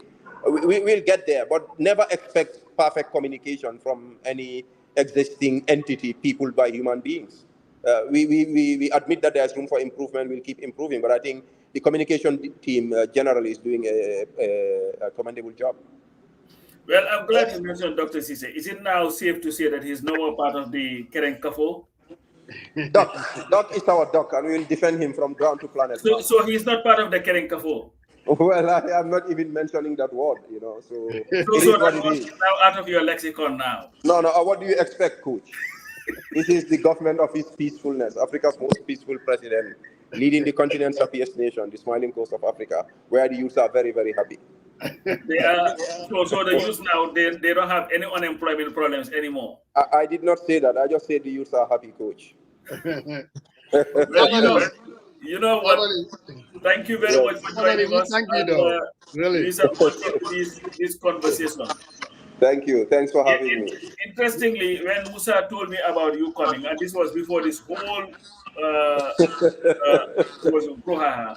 So many people were of the view that maybe this had something to do with your hospital that has now been downgraded to a clinic and moved all over the place. I know people just think that. I've been talking to Sabally a month ago. In fact, because you told me that last week, but he had some engagement and could not come. Yes, and all that, but you know, Musa had engaged me. I was traveling up country this time too, but this time I wanted to make sure I made so that I drove from Nyamina Jareng last night by this time just to make sure I'm here to fulfill this appointment, because I think these conversations are actually necessary and good for the Republic. Absolutely. We thank you again, Mr. Sabally. We'll bring you back. Thank you, sir. Thank you for having me. All right, thank you. By the way, Coach, what's the Gambia result? I didn't watch that match to the end. What happened? 0-0. So we now qualify to the semi-finals. We play Sierra Leone. Okay, good. The youths are happy. Thank you. Well, you know what? I remember you saying that even the stadium we don't have for youth. So maybe that's something, you know. I think the happiness has taken a different shape now. You know. Why? Anyway, you said we have qualified, right? Yes, we are supposed to, according to Lamin Jass's post, we are supposed to now. That's a good point to close on, Coach. The youths are happy. And I see my patriotic brother Musa in the national jersey. When I come to Gambia, you're going to take me to all these hamlets. I want to see this. I will. Wallahi, I want to do that. Musa, I don't think you should be riding in a government fuel vehicle. You know, that should be, you know. But, you know, Musa has been compromised. No, Fatu Kamara can give us her SUV. It's air conditioned. We can use that. Oh, so you need the air condition too? Yeah, Musa would need it, not me, because he's a semester. I'm a local boy. Thank you. So happy, I guess. Thank you. All right, man. Pop Samba. I get out of here. No, Sungai, I have to say this. They want us to bring people, and then for whatever reason, they want to make it a duel. I mean, look, if you guys we're going to invite people. Like, we're going to invite people that you guys disagree with. So we're going to invite people that you agree with. That is not going to work. No, but Musa, why does that even need to be addressed? We'll It continue. does, because in there, no, I'm telling you, I'm going to admit, they come here every Sunday. We always need to no, but they know that, Musa, that we've been inviting people. We are not going to be just inviting Pastor Majau and his clique, or Musa Jeng and his clique. We're not going to do have a clique. We do, I guess. But anyway, so we're working on a big one next Sunday. Hopefully it will pan out. But with that, don't be surprised if President Barrow comes here though. But anyway, like we're working on President Barrow. He's going to be at the UN. We're working on Halifa Sallah. He's in England. They had a hell of a meeting, and we're hoping that maybe we'll drag him on this platform and talk about the Constitution. But always remember, we're going to bring people that you agree with and people you disagree with. And again, because it is about 40 people by the people. Pop Samba. And the hospitals and the clinics. But and anyway, guys.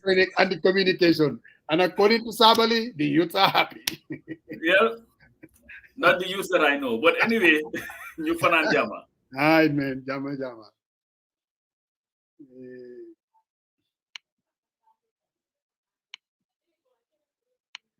So, Umi, yena nga dem ni?